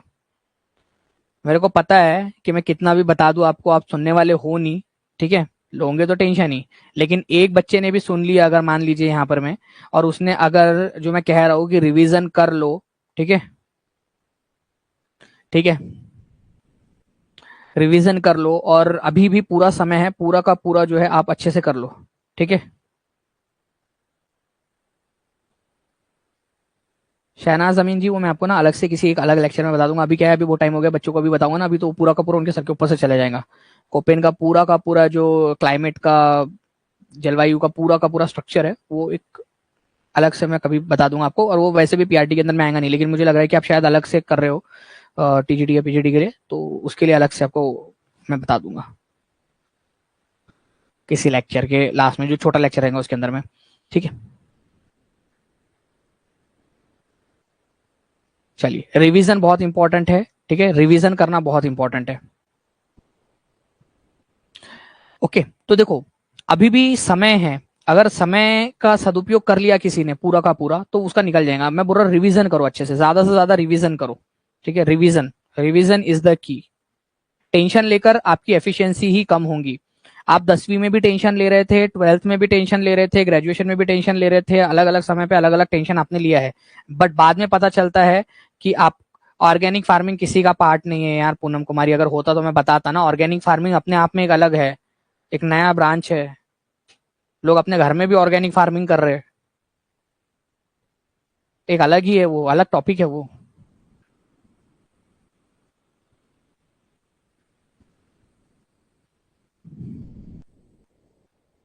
जी हाँ, ठीक है, जैसे भी हो सकता है।